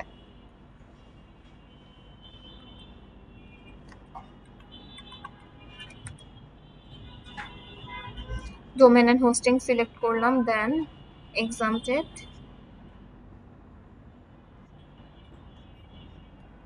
আচ্ছা, মৌমি ওরা হচ্ছে গ্রাফিক্স ডিজাইনের এই ধরনের সার্ভিস দিয়ে থাকে, তো এটা হচ্ছে আমরা প্রফেশনাল ফিসের আন্ডারে দিচ্ছি, তাদের কাছ থেকে সার্ভিস নিয়েছি।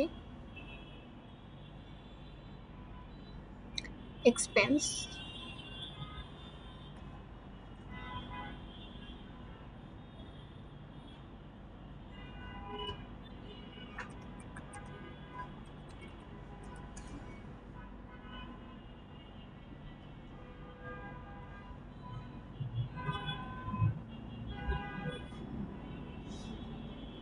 তো আমাদের একটা বাকি আছে।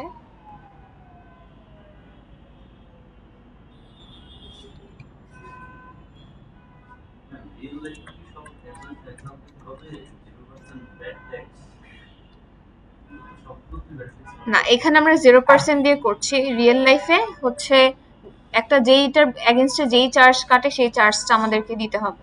এটা country to country wise vary করে।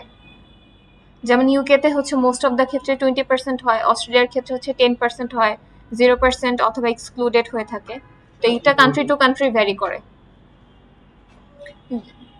যেমন আমরা ইনভয়েস করার ক্ষেত্রে, বিল করার ক্ষেত্রে যেমন একটা রেট সিলেক্ট করে থাকি, সো এখানে যখন আমরা এক্সপেন্সগুলো ক্যাটাগরি করছি, এক্সপেন্সটা কখন ম্যাচ করে, যখন আমি আমার এক্সপেন্স মেনু ব্যবহার করে করছি, এখানেও আমি আবার ইম্পোর্ট করে ক্যাটাগরি করছি, দুইবার করছি, ম্যাচ করে। তো আমরা যেমন বিল করি, ইনভয়েস করি, এগুলোতে যেমন ট্যাক্স রেট দেই, সো এগুলোতেও আসে।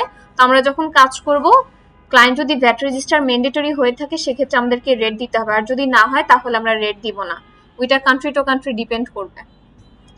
আর বাহিরের দেশে কান্ট্রিতে হচ্ছে বাংলাদেশে যেমন রেট অনেক ভ্যারাইটি অনেকগুলো, ওদের হচ্ছে ফিক্সড অল্প কিছু রেট থাকে। তো এটা নিয়ে খুব একটা প্রবলেম হয় না। আপনি একটু আইডিয়া নিয়ে নেবেন যে ওদের কোন কোন প্রোডাক্টের ক্যাটাগরির ক্ষেত্রে কত পার্সেন্ট হয়ে থাকে, বা আগে যে কাজগুলো করেছে সেগুলো দেখে নিতে হবে। স্পোর্টস চেস,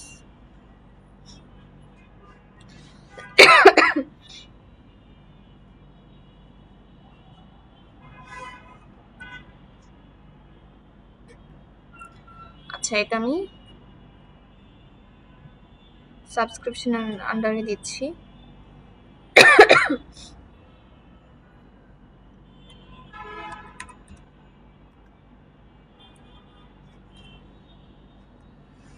আর প্রথম প্রথম হচ্ছে এই আইডেন্টিফাই করাটা অনেক বেশি জটিল হয়ে যাবে যে এটা কোথায় হবে, বাট এটা আপনি যত প্র্যাকটিস যদি না করেন তাহলে হবে না। আচ্ছা, মানি আউট গুলো সব শেষ, এবার হচ্ছে মানি ইন গুলো দেখবো।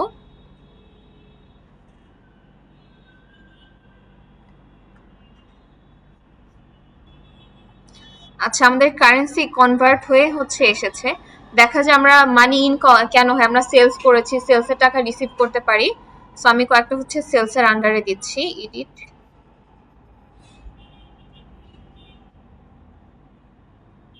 ডিপোজিট, এগুলো ধরে নিচ্ছে আমি সেলসের টাকা রিসিভ করেছি।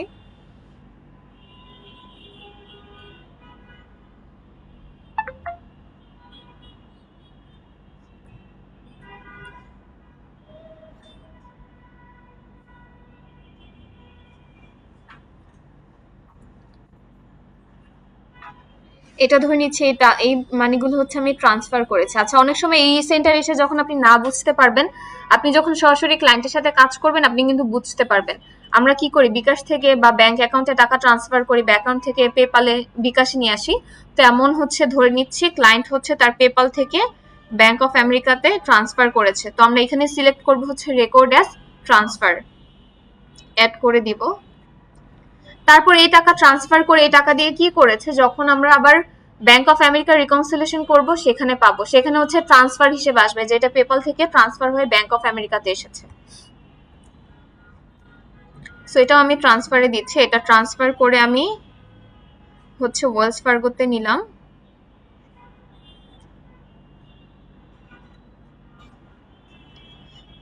এটা আমি ট্রান্সফার করে অন্য পেপাল অ্যাকাউন্টে এটা ট্রান্সফার করে দিলাম। অনেক সময় ট্রান্সফার লেখা আছে, ওটা ঠিক থাকে ওইগুলো ট্রান্সফার লেখা। যেমন এখানে আপনি একটু বুঝতে পারবেন না, প্রবলেম হবে। তো এইরকম দু একটা না বুঝলে আপনি ক্লায়েন্টকে, হ্যাঁ, আর ট্রান্সফার লেখাও থাকে মাঝে মধ্যে। তো এখানে কারেন্সিটা কনভার্ট হয়েছে, এখানে হচ্ছে টাকা ডিপোজিট হয়েছে। তো এটা আমরা ধরে নিচ্ছি সেলসের টাকা ডিপোজিট হয়েছে বা বা ট্রান্সফার করেছে। আমি দেখলাম যে কোন কোন ক্যাটাগরিতে এগুলো হতে পারে, বাট আপনি যখন রিয়েল লাইফে করবেন, এই সেন্টারে আসলেন আর আপনি বুঝলেন না, তখন আপনি ক্লায়েন্টকে সরাসরি জিজ্ঞেস করতে পারবেন যে কি কি করেছে। আর নর্মালি প্রত্যেকটা বিজনেসের একটা ক্যাটাগরি থাকে, একটা ক্লায়েন্টের হচ্ছে দুই কিছু প্রোডাক্ট থাকে, এই প্রোডাক্টগুলো নিয়ে বিজনেস করে এবং তার এক্সপেন্সও ফিক্সড থাকে। তো এটা হচ্ছে বিজনেসের উপর ডিপেন্ড করে। তখন আপনি যখন রিয়েল লাইফে গিয়ে কাজ করবেন খুব একটা প্রবলেম হবে না, আপনি তার বিজনেস প্যাটার্নটা সম্পর্কে জানবেন, তার প্রোডাক্ট সম্পর্কে জানবেন, এবং তাদের ফিক্সড কিছু ক্যাটাগরি থাকে যে কোথায় কোথায় এক্সপেন্স করে। বাট এখানে যখন আমি আপনাদেরকে ডকুমেন্ট দিচ্ছি, এখানে প্রায় সব এ টু জেড সব রকমেরই প্রায় আছে। আচ্ছা, আমার ক্যাটাগরি করা ডান। এরপর আমি চলে আসবো রিকনসাইলে। এখানে এসে আমাকে সিলেক্ট করতে হবে পেপাল এন্ডিং ব্যালেন্সটা অ্যাড করতে হবে।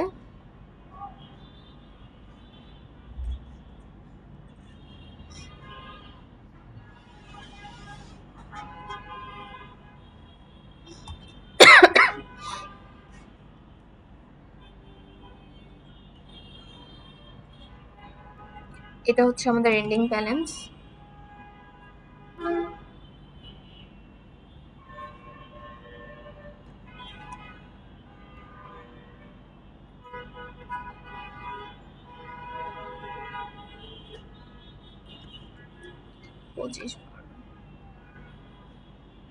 এবং আমাদের যে লাস্টের যে ডেটটা থাকবে সেই ডেটটা হচ্ছে এন্ডিং ডেট।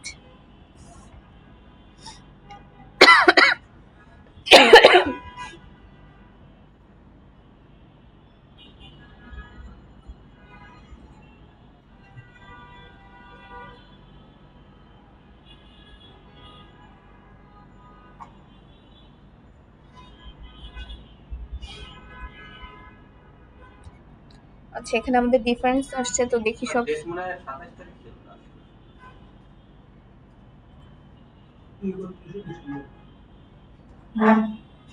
আচ্ছা, এখান থেকে এডিট করা যাবে, আমি এডিট করে দিচ্ছি।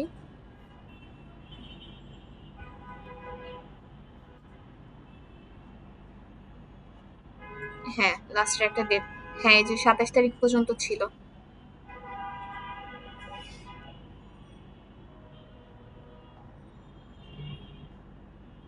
অনেক সময় কিন্তু এই যে এগুলো দেখবেন, এই যে এরকম আনটিক করা থাকে, সেই টিক মার্ক দিয়ে নিতে হবে। অনেক সময় ফিল্টার করা থাকে, হ্যাঁ এখানে কোনো কিছুই, এখানে যে এই সাইডটা পুরো খালি থাকে, কোনো কিছুই শো করে না, তখন এই ক্রসে ক্লিক করলে দেখবেন নিচে সবগুলো শো করবে। এখন জাস্ট ফিনিশ নাওতে ক্লিক করব, দেন ডান।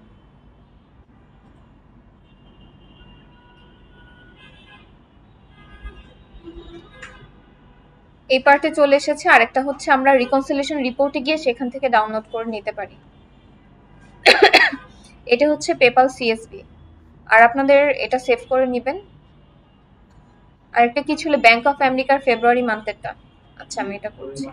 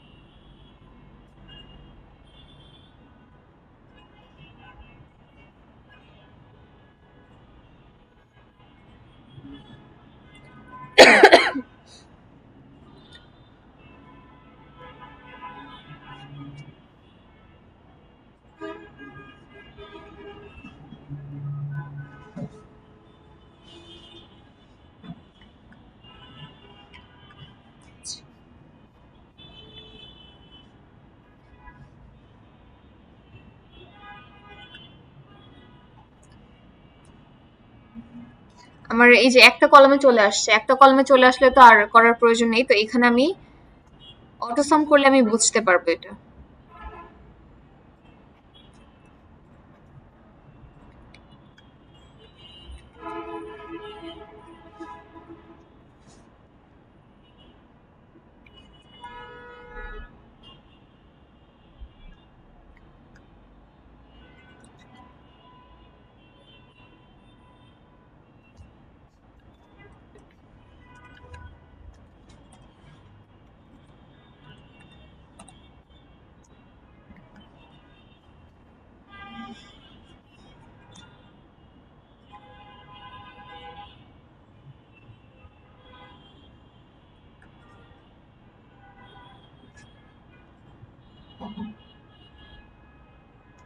সরি, আমি তো এন্ডিং ব্যালেন্সটা Opening নিয়েছি। balance হ্যাঁ, ওপেনিং ব্যালেন্সটা নিতে হবে।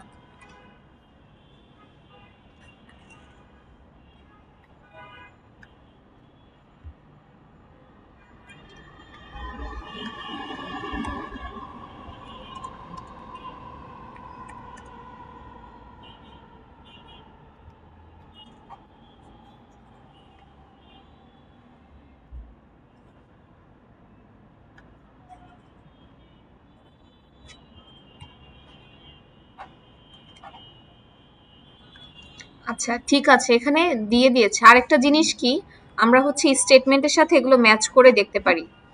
এই যে স্টেটমেন্টের সাথে এখানে, আর এটা একসাথে আসার কারণ হচ্ছে আমাদের যে আগের স্টেটমেন্ট ছিল সেখানে ডেবিট ক্রেডিট আলাদা করে দেওয়া ছিল, এখানে এই যে একসাথে দেওয়া অ্যামাউন্ট, এর জন্য এটা একসাথে চলে এসেছে। স্টেটমেন্ট ওয়াইজ ভ্যারি করে। আগের স্টেটমেন্টে কি ছিল, ওয়েলস ফার্গো ডেবিট ক্রেডিট আলাদাভাবে দেওয়া ছিল, আর একটা ছিল ব্যালেন্স ইম্প্যাক্ট নামে ছিল। দেখেন এখানে ডেট, ডেসক্রিপশন, অ্যামাউন্ট তিনটে একসাথে দেওয়া আছে। সাইট আছে না যে ব্যাংক সিলেক্ট করা যায়? এটা তো রিকন হেল্পে। রিকন হেল্প হচ্ছে আমাদের এক স্টুডেন্টের কাস্টমাইজ করা, আর এখানে যেগুলো আমি হচ্ছে গুগল ব্রাউজার থেকে নিয়ে করছি। এখানে ক্রেডিট কার্ড নাই? ক্রেডিট কার্ড আছে, পেপাল আছে, ব্যাংকও আছে, সেকশন আছে আলাদা আলাদা।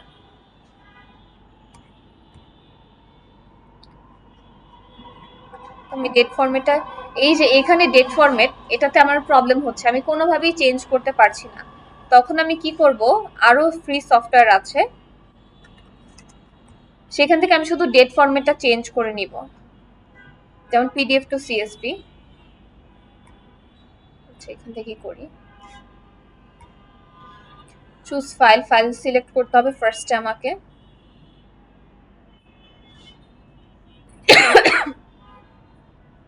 কোন ফরম্যাটে আমি কনভার্ট করব, এখান থেকে আমাকে সিলেক্ট করতে হবে সিএসভি, কনভার্ট নাও। এই যে এখন যে ইজিলি হয়ে যাচ্ছে, আগে কিন্তু এগুলো ছিল না। হ্যাঁ, এই জামজার এই অ্যাপগুলো ইউজ করেই করতে হতো। দেখবেন এখানে কত এলোমেলো ভাবে আসে, এটা সাজাতে হতো। ডাউনলোড করবো এখন।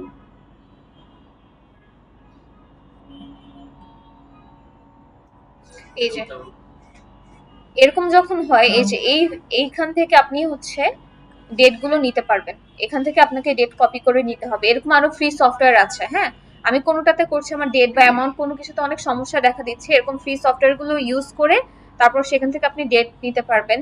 জামজার আছে, ন্যানোনেটস আছে, গুগলে সার্চ করলে অসংখ্য ফ্রি সফটওয়্যার আছে। আগে কিন্তু এই যে এগুলোই থাকতো, এগুলো থেকেই হচ্ছে এই পিডিএফটাকে সিএসভিতে এই কনভার্ট করলে এই ফরম্যাট আসতো, এখান থেকেই হচ্ছে শর্টিং করে সাজাতে হতো। এখন ফ্রি গুলো এসেছে, সামনে আরো আপডেট হবে। এটা তো এলোমেলো অনেক।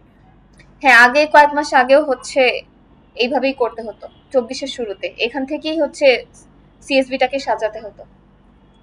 এখন ফ্রি সফটওয়্যার এসেছে অনেক। আর এই যে ডেট ফরম্যাটটা, যেটা আমাদের কুইকবুকসে কিন্তু এই ডেট ফরম্যাটটা নিবে না, কিন্তু আপনি যখন জেরো সফটওয়্যারে করবেন, জেরো সফটওয়্যারে এই ডেট ফরম্যাটটা ওরা নেয়। তো এটা আমি একটু চেঞ্জ করে নেই।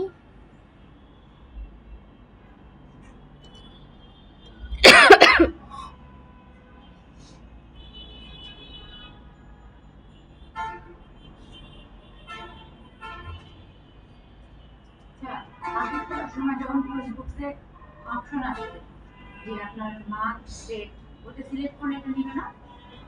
আচ্ছা, এখানে যেমন আমার এখানে 2 তারিখ, হ্যাঁ, আর এখানে হচ্ছে 12 তারিখ। তো আমার যদি 2 এর আগে আমি 0 না দেখে, আমার 5টা ডিজিট থাকবে, আরেক জায়গায় হচ্ছে 6টা ডিজিট থাকবে, তখনই কনফ্লিক্টটা হবে। এটা কুইকবুক জেরো সফটওয়্যারে কনফ্লিক্ট হয় না, কিন্তু কুইকবুক সফটওয়্যারে এই প্রবলেমটা হয়, ডেট নিয়ে অনেক প্রবলেম হয়। সো এটা আমি এখন সেভ করব। আর এখানে ডেবিট ক্রেডিট আলাদাভাবে 2টা কলামে অ্যামাউন্ট না আসার কারণ হচ্ছে আমার স্টেটমেন্টে একটা কলামে আছে, এর জন্য একটা কলামে এসেছে।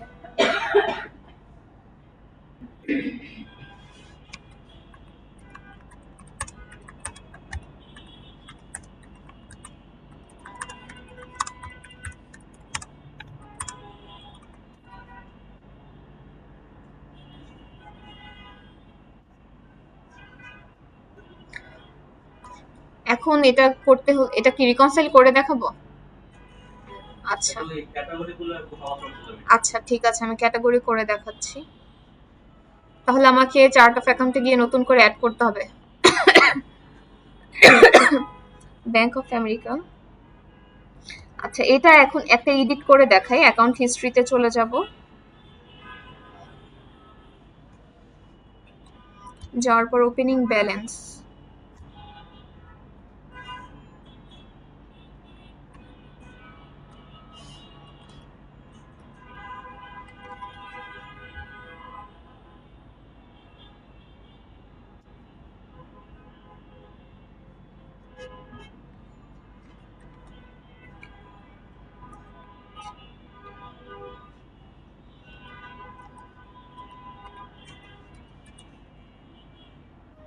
প্লাস ওপেনিং ডেটটাও চেঞ্জ করতে হবে আমাকে।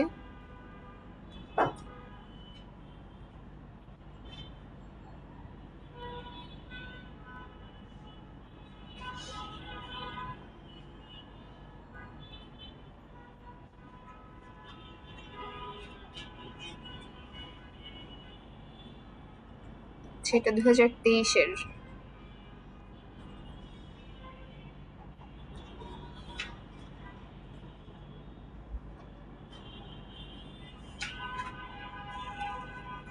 আচ্ছা, আমি দুইটা চেঞ্জ করলাম, এখন আমি সেভে ক্লিক করব।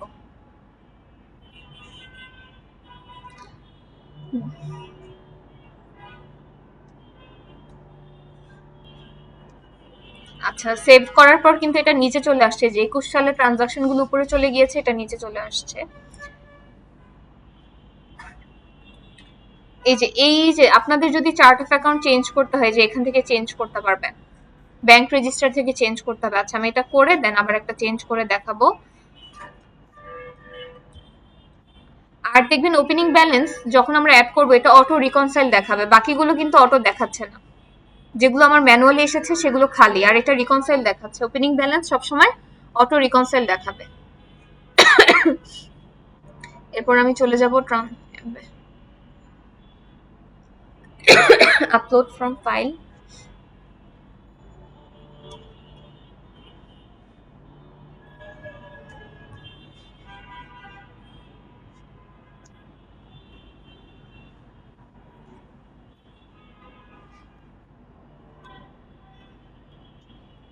Bank of America, continue.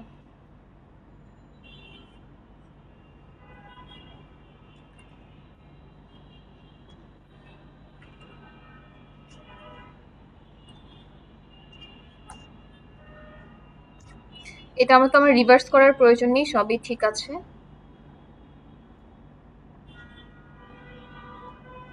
Then done.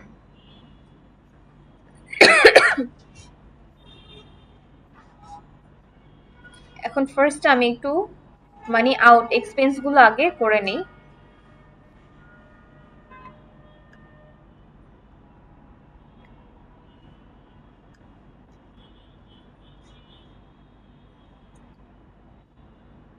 Monthly fee, business fundamental,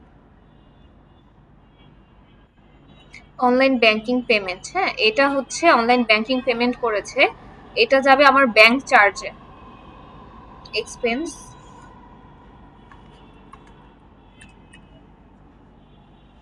bank charge R bank ফি দিয়ে অ্যাড করতে হবে। Apply and accept.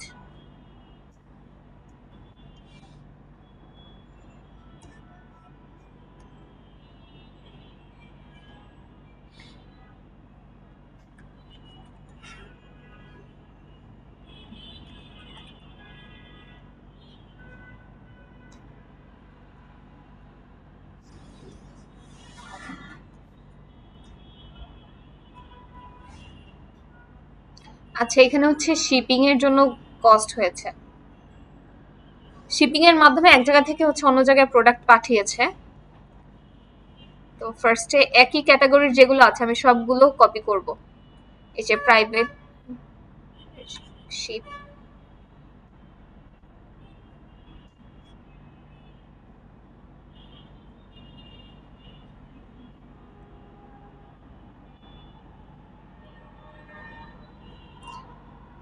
এটা আমরা ট্রাভেলের মধ্যে ফেলতে পারি, আরো স্পেসিফিক যদি করতে চাই শিপিং ফির আন্ডারে হচ্ছে আমরা ফেলতে পারি। কিছু কিছু এক্সপেন্স থাকে একদম আনকমন, যদি আনকমন থাকে তখন হচ্ছে আপনারা আদার্স এক্সপেন্স আর আদার ইনকামের আন্ডারে রাখবেন। Sales cost right down sales cost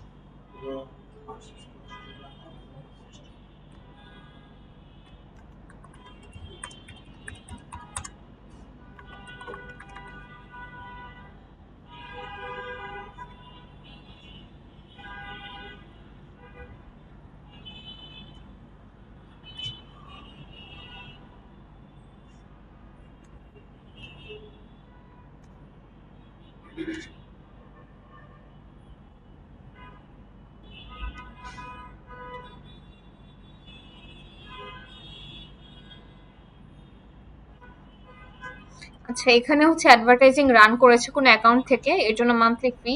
এটাও হচ্ছে আমরা ব্যাংক চার্জে অ্যাড করব। এখানে যদি আমার ভ্যাট রেটটা দেওয়া থাকতো তাহলে আমি অ্যাডে ক্লিক করলে অটো অ্যাড হয়ে যেত। এখানে রেট দেওয়া নেই, অ্যাড করে দিচ্ছি এক্সাম্পটেড, দেন অ্যাড।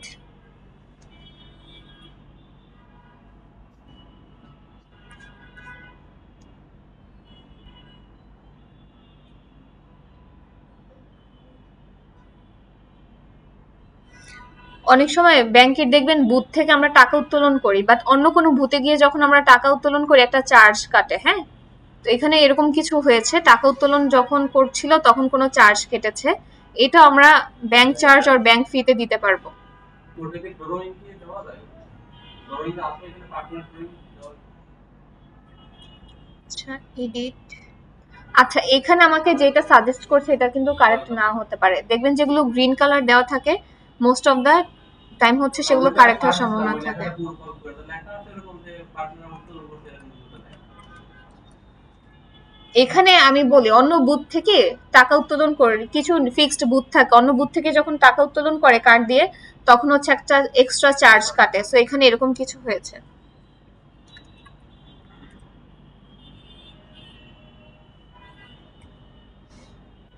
আপনাদের অনেকগুলো ভুল হয়েছে।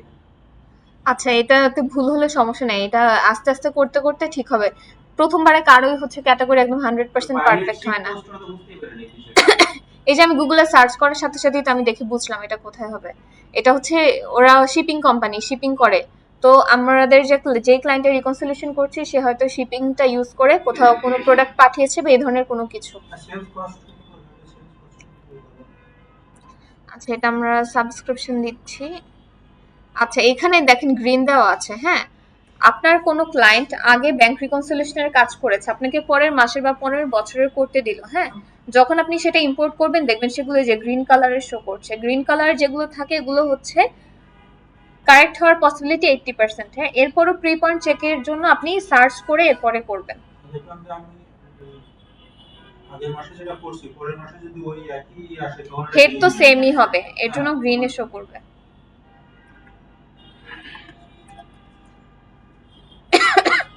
আমার জন্য ব্যাড দেওয়া থাকলে এক্সেপ্ট করলে হয়, আর না থাকলে হয় না। হ্যাঁ, এটা হবে না। আচ্ছা, এটাও এক্সপেন্স হয়েছে কোথায়, এটা আমরা দেখি কোথায়। এই যে বিল পেমেন্ট করেছে তাদেরকে, কেন করেছে এটা আমরা একটু দেখি।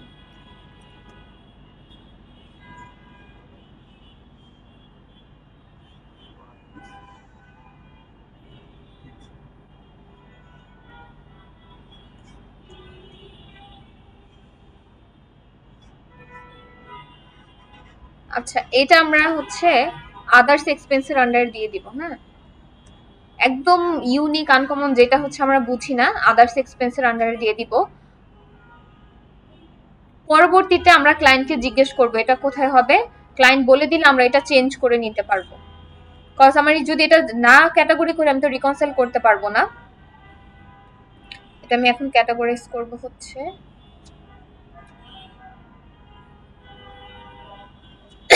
আমি এই নামে একটা হেড ক্রিয়েট করব, অথবা আপনারা যে কোনো হোল্ডিং অ্যাকাউন্ট ক্রিয়েট করতে পারেন। হোল্ডিং অ্যাকাউন্ট ক্রিয়েট করে রাখবেন, এটা আমরা করে থাকি। হোল্ডিং অ্যাকাউন্ট ক্রিয়েট করে রিকনসাইল করবেন, পরবর্তীতে যখন ক্লায়েন্ট বলবে চেঞ্জ করে এটা চেঞ্জ করে দেওয়া যাবে, যেমন আমি এটা করছি।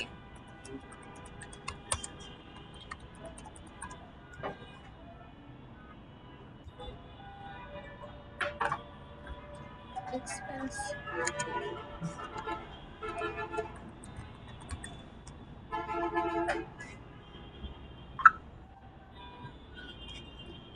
এটা আমি একটা হোল্ডিং অ্যাকাউন্ট ক্রিয়েট করছি। পরবর্তীতে আমি এটা বুঝতে পারছি না, আমি পরবর্তীতে ক্লায়েন্টকে জিজ্ঞেস করবো এটা কি হবে। ক্লায়েন্ট যখন আমাকে বলবে তখন এটা আমি আমার সফটওয়্যারের চার্ট, আচ্ছা আমি ট্যাক্স রেটটা দেইনি এর জন্য, ভ্যাট রেট দেইনি এর জন্য নেয়নি। পরবর্তীতে আমি এটা চেঞ্জ করে দিব। আমার মানি আউট ডান। এবার আমি দেখব মানি ইনগুলো কি কি কারণে হয়েছে। আচ্ছা, এখানে অ্যামাজন, ইবে, শপিফাই দেওয়া আছে। এটা তো আরো ইজি। দারাজ চিনি না আমরা? দারাজ, দারাজ এই যে সেলাররা আছে, আমি একটু দারাজে চলে যাই।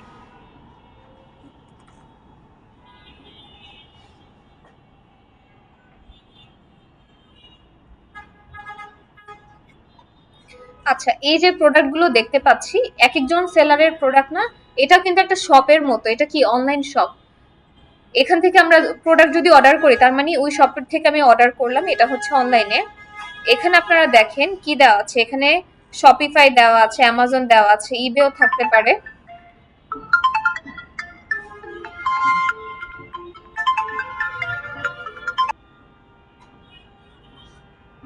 এই যে ইবে দেওয়া আছে, অ্যামাজন, শপিফাই, এগুলো হচ্ছে এই যে আমাদের দারাজের মতো হচ্ছে ই কমার্স প্ল্যাটফর্ম। তারা হচ্ছে বাইরের কান্ট্রিতে যারা আছে এই প্ল্যাটফর্ম গুলো ইউজ করে তাদের প্রোডাক্ট সেল করে থাকে। আমরা ব্যাংক কানেক্ট করতে পারি না সফটওয়্যারের সাথে? এই যে আমরা যে ব্যাংক রিকনসিলেশন করছি, পিডিএফটাকে সিএসভি তে কনভার্ট করে তারপর আমরা ইম্পোর্ট করছি। আর যদি ব্যাংক কানেক্ট করা থাকতো, এই যে পিডিএফ থেকে সিএসভি তে কনভার্ট করার পর যে ইম্পোর্ট করতাম, এই প্রসেসটা কি করতে হতো?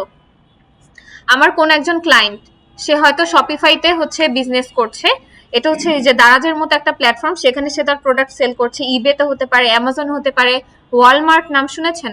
ওয়ালমার্টেও হতে পারে, হ্যাঁ।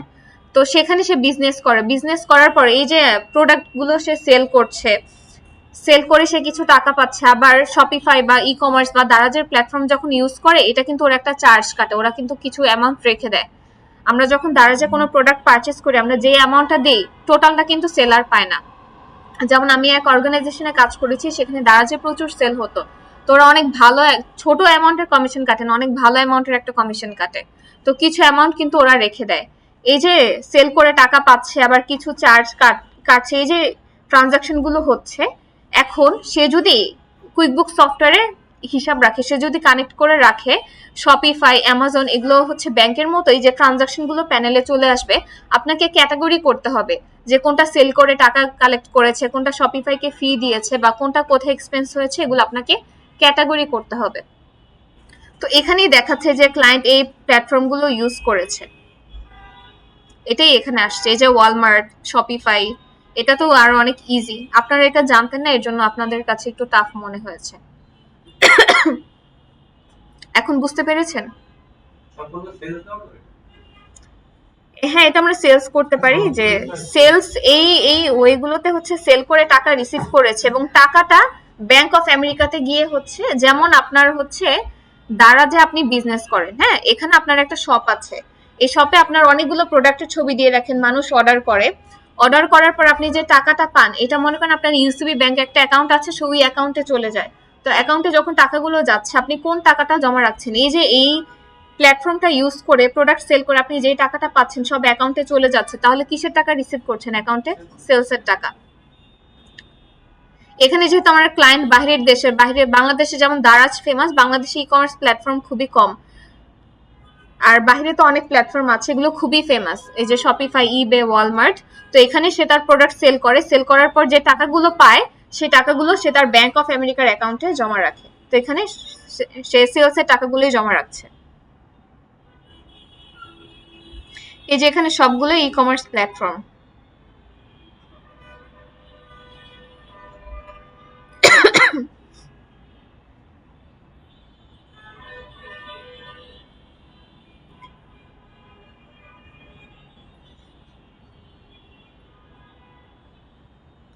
ট্রান্সফার, ডিপোজিট,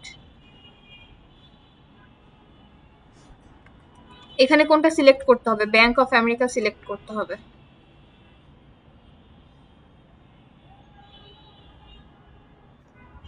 সরি, আমি ভ্যাট রেটটা দেইনি এর জন্য নেই।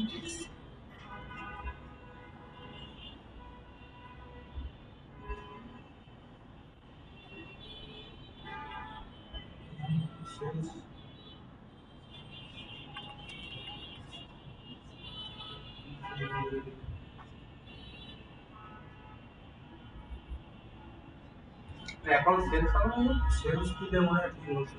ও সরি, আমি আপনাদের সাথে কথা বলতে বলতে এটা তো সেলসই হবে, আমি এতক্ষণ ধরে তো সেলসই বলছি। হ্যাঁ, সেলস হবে।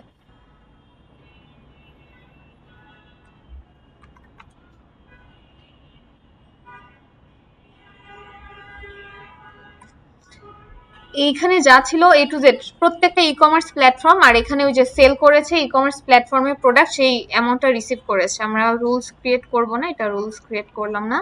রিকনসিলিয়েশন করা ডান, পরবর্তী প্রসেস তো আপনারা পারবেন। এটা কিন্তু সবচাইতে ইজি ছিল। ওগুলো কি করে বুঝতে পারি না। হ্যাঁ, সেলসই দিছি আমি। এই প্ল্যাটফর্মগুলো আপনারা দেখবেন। দারাজ বলার পর তো বুঝেছেন। আপনাদের নেক্সটে যখন ই কমার্স বুককিপিং করাবো তখন এগুলো আসবে। আপনারা যখন মার্কেট প্লেসে কাজ পাবেন দেখবেন হচ্ছে অনেক ক্লায়েন্ট এই যে শপিফাইতে বিজনেস করছে, ওয়ালমার্টে বিজনেস করছে, ইবেতে করছে। আপনি যদি কানেক্ট করেন এই যে শপিফাই, ওয়ালমার্ট, ইবে, এই যে লিঙ্ক অ্যাকাউন্টে গিয়ে এগুলো কানেক্ট করা যায়, বাট আমাদের রিয়েল ইনফরমেশন লাগবে। So client most of the time mainly ক্লায়েন্টে কানেক্ট করে রাখে। এখানে দেখবেন আপনি যখন এই যে শপিফাই বা ইবেতে ক্লিক করবেন বা দারাজ নামে ক্রিয়েট করা আছে, দারাজে ক্লিক করবেন, দেখবেন সবগুলো ট্রানজাকশন চলে এসেছে। আপনার কাজ হচ্ছে ক্যাটাগরি করা। না না না, আমার এই ওই বলতে ব্যাংকে জমা দিই, আচ্ছা পরবর্তীতে আমি রিকনসাইল করে দিচ্ছি সব কিছু। আচ্ছা, বাকি প্রসেসটা করি, দেন আমি চার্ট অফ অ্যাকাউন্ট কিছু চেঞ্জ করেও দেখাবো। আমি এখন রিকনসাইলে চলে আসি। আচ্ছা, এখান থেকে সিলেক্ট করতে হবে হচ্ছে bank of America. Statement ending ব্যালেন্সটা দিতে হবে।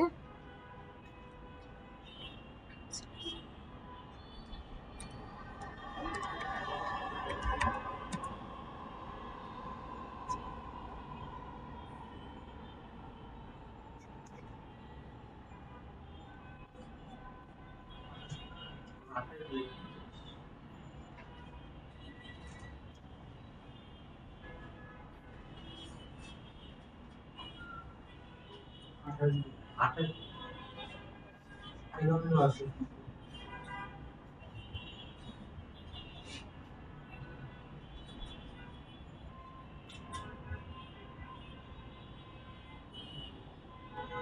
এটা কোন মান্থের ছিল আমাদের? ফেব্রুয়ারি। ফেব্রুয়ারিতে।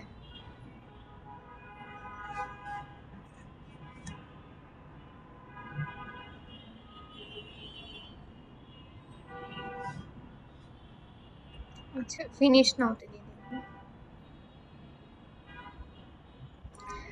এখন আমার কিছু ক্যাটাগরি ভুল হয়েছে, আমার চেঞ্জ করতে হবে। এখন কিভাবে চেঞ্জ করব? আমি চলে যাব হচ্ছে চার্ট অফ অ্যাকাউন্টে। আমাকে ব্যাংক রেজিস্টারে চলে যেতে হবে। ব্যাংক রেজিস্টার কি সবাই চিনেন তো? অ্যাকাউন্ট হিস্ট্রিতে চলে যাব। যাওয়ার পরে এই যে এখানে দেওয়া আছে যে কোন এক্সপেন্সটা কোথায় হয়েছে। তো যদি চেঞ্জ করতে হয় এই যে এখান থেকে আমরা ড্রপ ডাউনে ক্লিক করব। ক্লিক করার পরে এডিটে ক্লিক করব। এডিটে ক্লিক করে এখান থেকে আমি আমার ক্যাটাগরিটা চেঞ্জ করে দিব। যেমন এটা আমি ডোনেশন সিলেক্ট করলাম, সেভ এন্ড ক্লোজ। এইভাবে হচ্ছে আমরা চেঞ্জ করতে পারবো। আচ্ছা, এখানে ভ্যাট দেয়নি, এর জন্য নেয়নি। এইভাবেই আমাদের চেঞ্জ করতে হবে। দেখা গেল আমি ক্লায়েন্টের কাজ করলাম, আমি ভুল করেছি, আমি যদি প্রফিট অ্যান্ড লস রিপোর্টে চলে যাই আমার এক্সপেন্সের হেডগুলো কিন্তু দেখাবে যে কোথায় কোথায় হয়েছে। তো এখানে তখন আমরা ক্লায়েন্ট যদি আমাদেরকে বলে তখন এই সেন্টারে এসে আমরা চেঞ্জ করতে পারবো। অলওয়েজ এই যে অ্যাকাউন্ট হিস্ট্রিতে চলে আসবেন, আসার পর যে কোনো একটা আমি চেঞ্জ করতে চাই, এই যে এটা আমি চেঞ্জ করব, ক্লিক করব। ক্লিক করার পর সবগুলো যদি এই সেন্টার থেকে সরাসরি অপশনটা ওপেন না হয়, ইডিতে ক্লিক করবেন। ইডিতে ক্লিক করে পরে চেঞ্জ করবেন। আচ্ছা, সেন্ডিং ব্যালেন্স ওটা দেখেন। ওই ব্যাংকটা শেষ হয়ে গেছে। আচ্ছা, ব্যাংকটা এখন আরেকটা কাজ দেখাই। এখন ইরর ফিক্সিং দেখাবো, ঠিক আছে? আমরা রিকনসিলিয়েশন করেছি, ব্যাংক রিকনসিলিয়েশন তো পারি। ইরর ফিক্সিং, আমি কিছু ভুল করব, পরে এগুলো চেঞ্জ করতে হবে। যেমন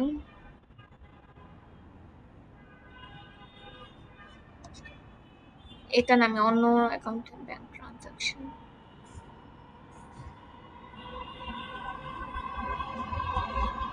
আচ্ছা, আমি ওয়েলস ফার্গোতে চলে যাই।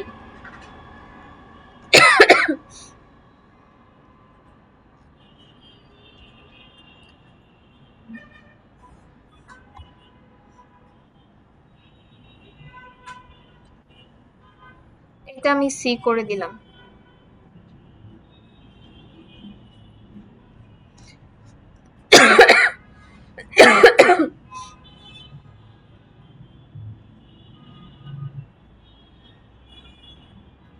এটা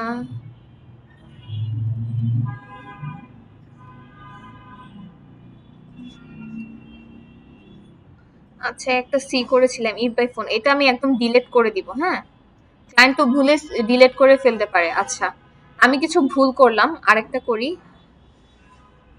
এটাও আমি ব্ল্যাঙ্ক করে দিলাম। এখন এই ধরনের আমরা যদি ইরর ফিক্সিং এর কোনো কাজ পাই, ফার্স্ট আমি নিজে থেকে কিছু ভুল করলাম, এখন এই ভুলগুলো ক্লায়েন্ট ভুলবশত করে ফেললো, আপনাকে হায়ার করবে যে এটা ঠিক করে দেওয়ার জন্য। নর্মালি কাজ করা যতটা ইজি, যখন ইরর ফিক্সিং এর কাজ করতে হয়, কেউ ভুল করলে সেটা ঠিক করতে হয়, সেটা কিছুটা জটিল হয়ে যায়। আমরা রিকনসাইল প্যানেলে আসবো। আসার পর আমি এখানে এই যে আমাদের এই সেন্টারটা ক্লিন দেখতে পাচ্ছি, বাট যখন ইরর ফিক্সিং এর কাজ আসবে,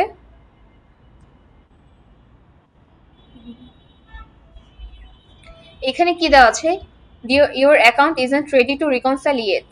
হ্যাঁ, এখানে বিগিনিং ব্যালেন্স এত কম আছে, তো আমার এখানে একটা ভুল আছে। এখানে বলছে we can help you fix it, তো we can help you fix ইটে ক্লিক করব। করার পর এখানে আমাকে দেখাবে যে আসলে কি কি কাজ করেছে, আমরা কখন কি এডিট করি, কোনো কিছু চেঞ্জ করি, এ টু জেড কিন্তু আমাদের হচ্ছে অডিট লগে গিয়ে দেখা যায়। এই সেন্টার থেকে আমি এখানে দেখতে পাচ্ছি ক্লায়েন্ট এই ট্রানজাকশনটা কি করেছে, ডিলিট করে দিয়েছে। যেটা ডিলিট করে দিয়েছে সেটা কি আমার সফটওয়্যারে আছে? নেই।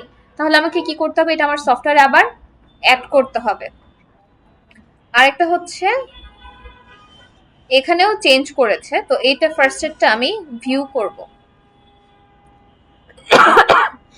ফার্স্টে we can help you fix ইটে ক্লিক করলে আমরা দেখতে পারবো যে কি কি ভুল করেছে ক্লায়েন্ট।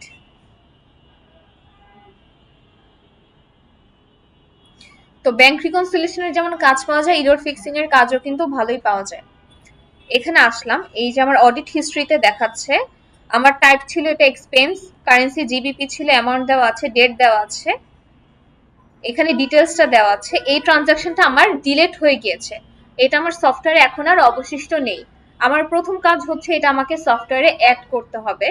তো এটা আমরা কি করব, যেহেতু একটা ট্রানজাকশন, এটাকে আমার ইম্পোর্ট করার প্রয়োজন আছে, এটা আমি কি করব, ম্যানুয়ালি এক্সপেন্সে গিয়ে অ্যাড করব। অ্যাড করার জন্য আমি এই সেন্টারটাকে ডুপ্লিকেট করব।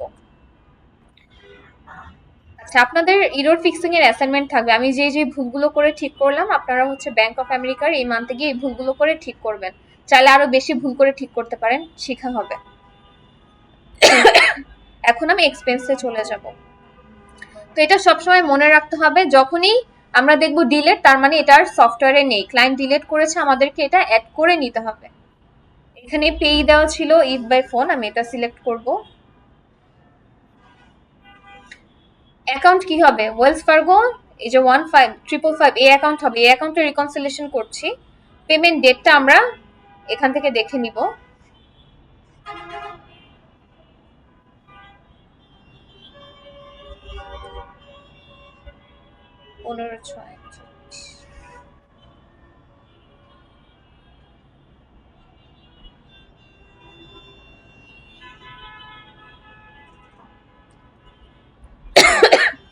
সেটা ডিরেক্ট ডেবিট দিয়ে দিই। আমাদের এখানে ক্যাটাগরি সিলেক্ট করতে হবে, ক্যাটাগরি ছিল টেলিফোন।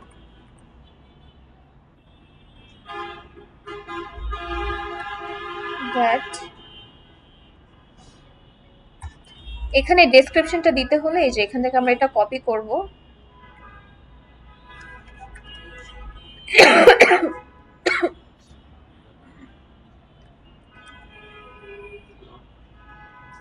এখানে আমাকে অ্যামাউন্ট দিতে হবে।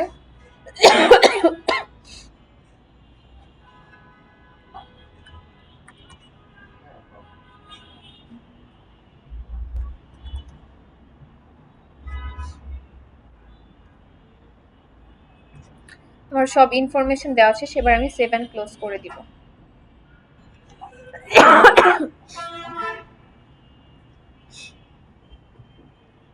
এইটুকু পর্যন্ত সবাই বুঝেছেন? একটা ডিলিট করেছে, আমি হিস্ট্রিতে দেখলাম একটাই ডিলিট করেছে, আর ডিলিট করেনি।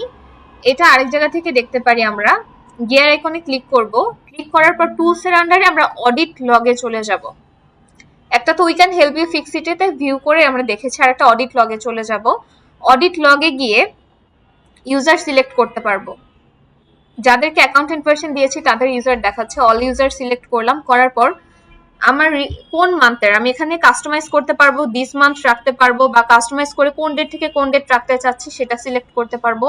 ইভেন্ট অল ট্রানজাকশন, আমি শুধু যদি ডিলেটেড ট্রানজাকশন দিই যে কোন কোন ট্রানজাকশন ডিলেট হয়েছে আমি শুধু সেটাই দেখতে পাচ্ছি। রিকনসিলিয়েশনে ক্লিক করলে এই যে ব্যাংক অফ আমেরিকা রিকনসিলিয়েশন করেছি, PayPal, credit on, Wells Fargo. এভাবে আমরা কাস্টমাইজ করেও দেখতে পারবো, অথবা অল ইভেন্টস দিলে সবকিছু চলে আসবে। তো এইভাবে আমরা অডিট লগে গিয়ে দেখতে পারবো। অডিট লগে কিন্তু আপনি কখন কোন সময় তার ক্লায়েন্টের সফটওয়্যারে এসেছেন, কখন কি করেছেন, এ টু জেড আপনার সব শো করবে। আপনি যদি কোনো ভুল করে বলেন ক্লায়েন্টকে না এটা তো আমি করিনি, অডিট লগে এসে ক্লায়েন্ট দেখতে পারবে যে এটা আপনি এডিট করেছেন, আপনার ধারা এটা হয়েছে। সো ভুল মিথ্যা বললে আপনার ধরা খেয়ে যাবেন।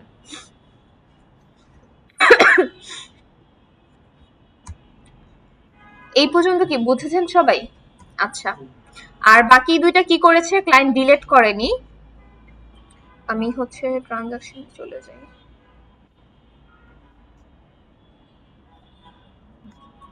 এই যে ম্যানুয়ালি যেটা অ্যাড করেছি সেটা চলে এসেছে। এই এই যে এটা কিন্তু ম্যাচ হয়েছিল, মনে আছে আমি যখন রিকনসাইল করেছিলাম ম্যাচ করেছিলাম, তো আমি জাস্ট ম্যাচে ক্লিক করব। একটা জিনিস মনে রাখবো, যদি কোনো ট্রানজাকশন ডিলিট করে ফেলে ট্রানজাকশন সফটওয়্যারে অবশিষ্ট নিয়ে আমাদেরকে কি করতে হবে, আবার অ্যাড করে নিতে হবে। অ্যাড করার পর ট্রানজাকশনটা আমরা কোথায় পাবো, রিভিউ প্যানেলে পাবো। রিভিউ প্যানেল থেকে আবার ক্যাটাগরি করতে হবে, মানে ফ্রেশ অবস্থায় করলে যেভাবে করতে হয় সেভাবে করব। আর যেগুলো ডিলিট করেনি, চেঞ্জ করেছে, আর ছিল সি করেছে, সি ছিল ব্ল্যাঙ্ক করে দিয়েছে, সেগুলো সব আমরা ব্যাংক রেজিস্টারে পাবো।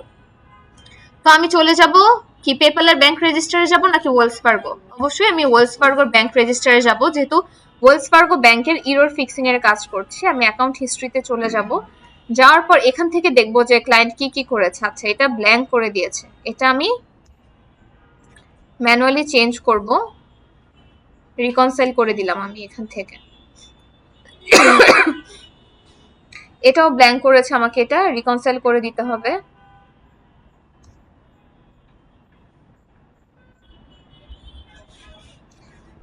এটাও ক্লায়েন্ট ব্ল্যাঙ্ক করেছে, এটাও রিকনসাইল করব।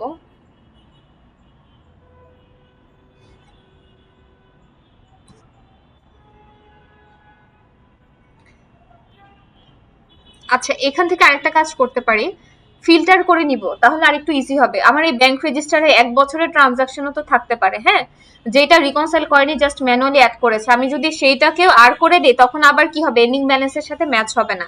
এর জন্য এখান থেকে আমরা ফিল্টার করে নিব যে কোন ডেট থেকে কোন ডেট। আমরা ফার্স্টে ব্যাংকের স্টেটমেন্টটা দেখব, যে স্টেটমেন্টে কোন ডেট থেকে কোন ডেট আছে, এখানে আমরা ফিল্টার করে নিব, তখন আমাদের করতে ইজি হবে। আচ্ছা, এটা সি ছিল, এটাকে আমি আর করে দিচ্ছি।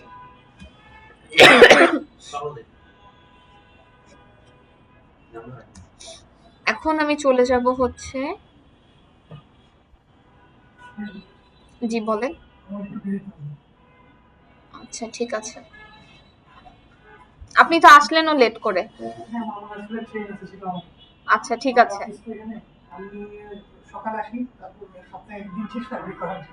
ও আচ্ছা ঠিক আছে।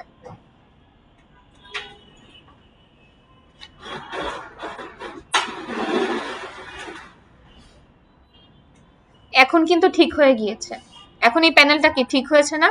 ফার্স্টে আপনারা ভুল করবেন, ভুল করার পর যে ভুল করেছেন এই পার্টের একটা, সরি এটা ব্যাংক অফ আমেরিকা না, ওয়েলস ফার্গো ছিল। আচ্ছা, এটা একটু রিলোড দিতে হবে, এখন আপডেট হয়নি। হ্যাঁ, আমরা যখন রিকনসিলিয়েশন করি, সি মানে হচ্ছে এক পক্ষ রিকনসাইল, হ্যাঁ, আমাদের এটা আর করতে হবে। এখনো কিছু, আচ্ছা ইনভ্যালিড ডেট 21-এর একটা আছে।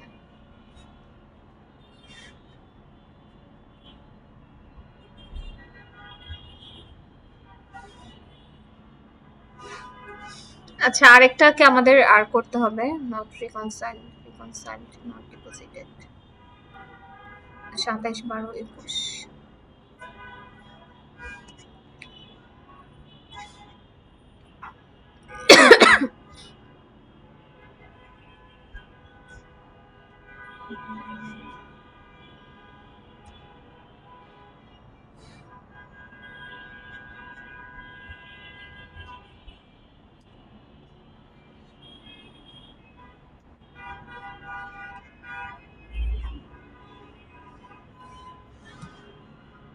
আচ্ছা এখানে দেখি আর কোনো সি আছে কিনা। আচ্ছা সি নেই, আমি চেঞ্জ করেছি বাট চেঞ্জ হয়নি, আপডেট হতে একটু টাইম লাগবে।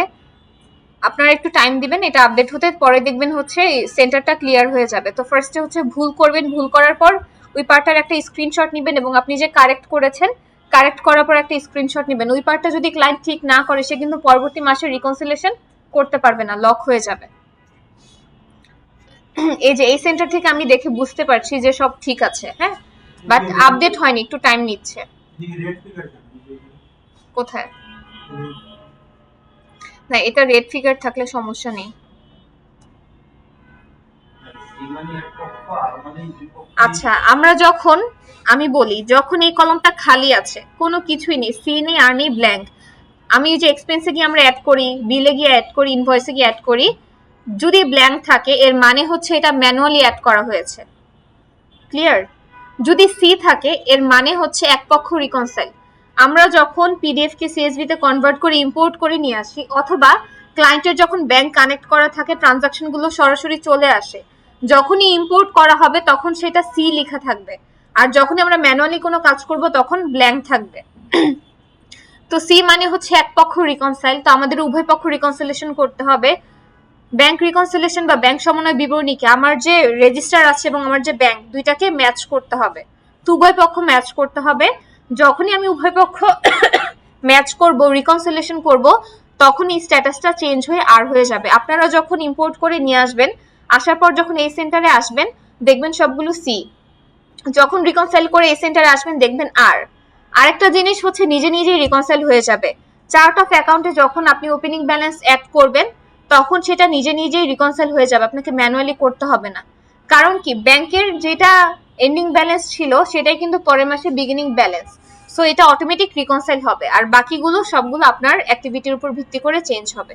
আচ্ছা আমরা যদি ইম্পোর্ট করি না, যদি দেখা যাচ্ছে 5-6টি টাকা ডেবিট আছে ক্রেডিট আছে, আমরা এরকম ডিপোজিট বা এক্সপেন্স থেকে আমি বলি নর্মালি কেউ ইম্পোর্ট যখন স্টেটমেন্ট পায় সেটা আপনি ম্যানুয়ালি করতে পারেন, বাট কেউ ম্যানুয়ালি করে না, এটা পিডিএফ থেকে সিএসভি তে কনভার্ট করে আপনি ইম্পোর্ট করে নিয়ে আসবেন।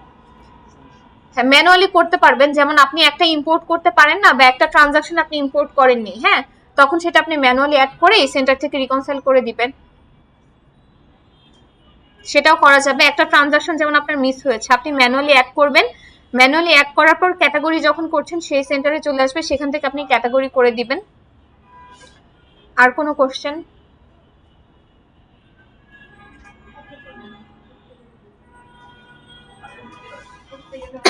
আর কিছু আজকে দেখাবো নাকি? না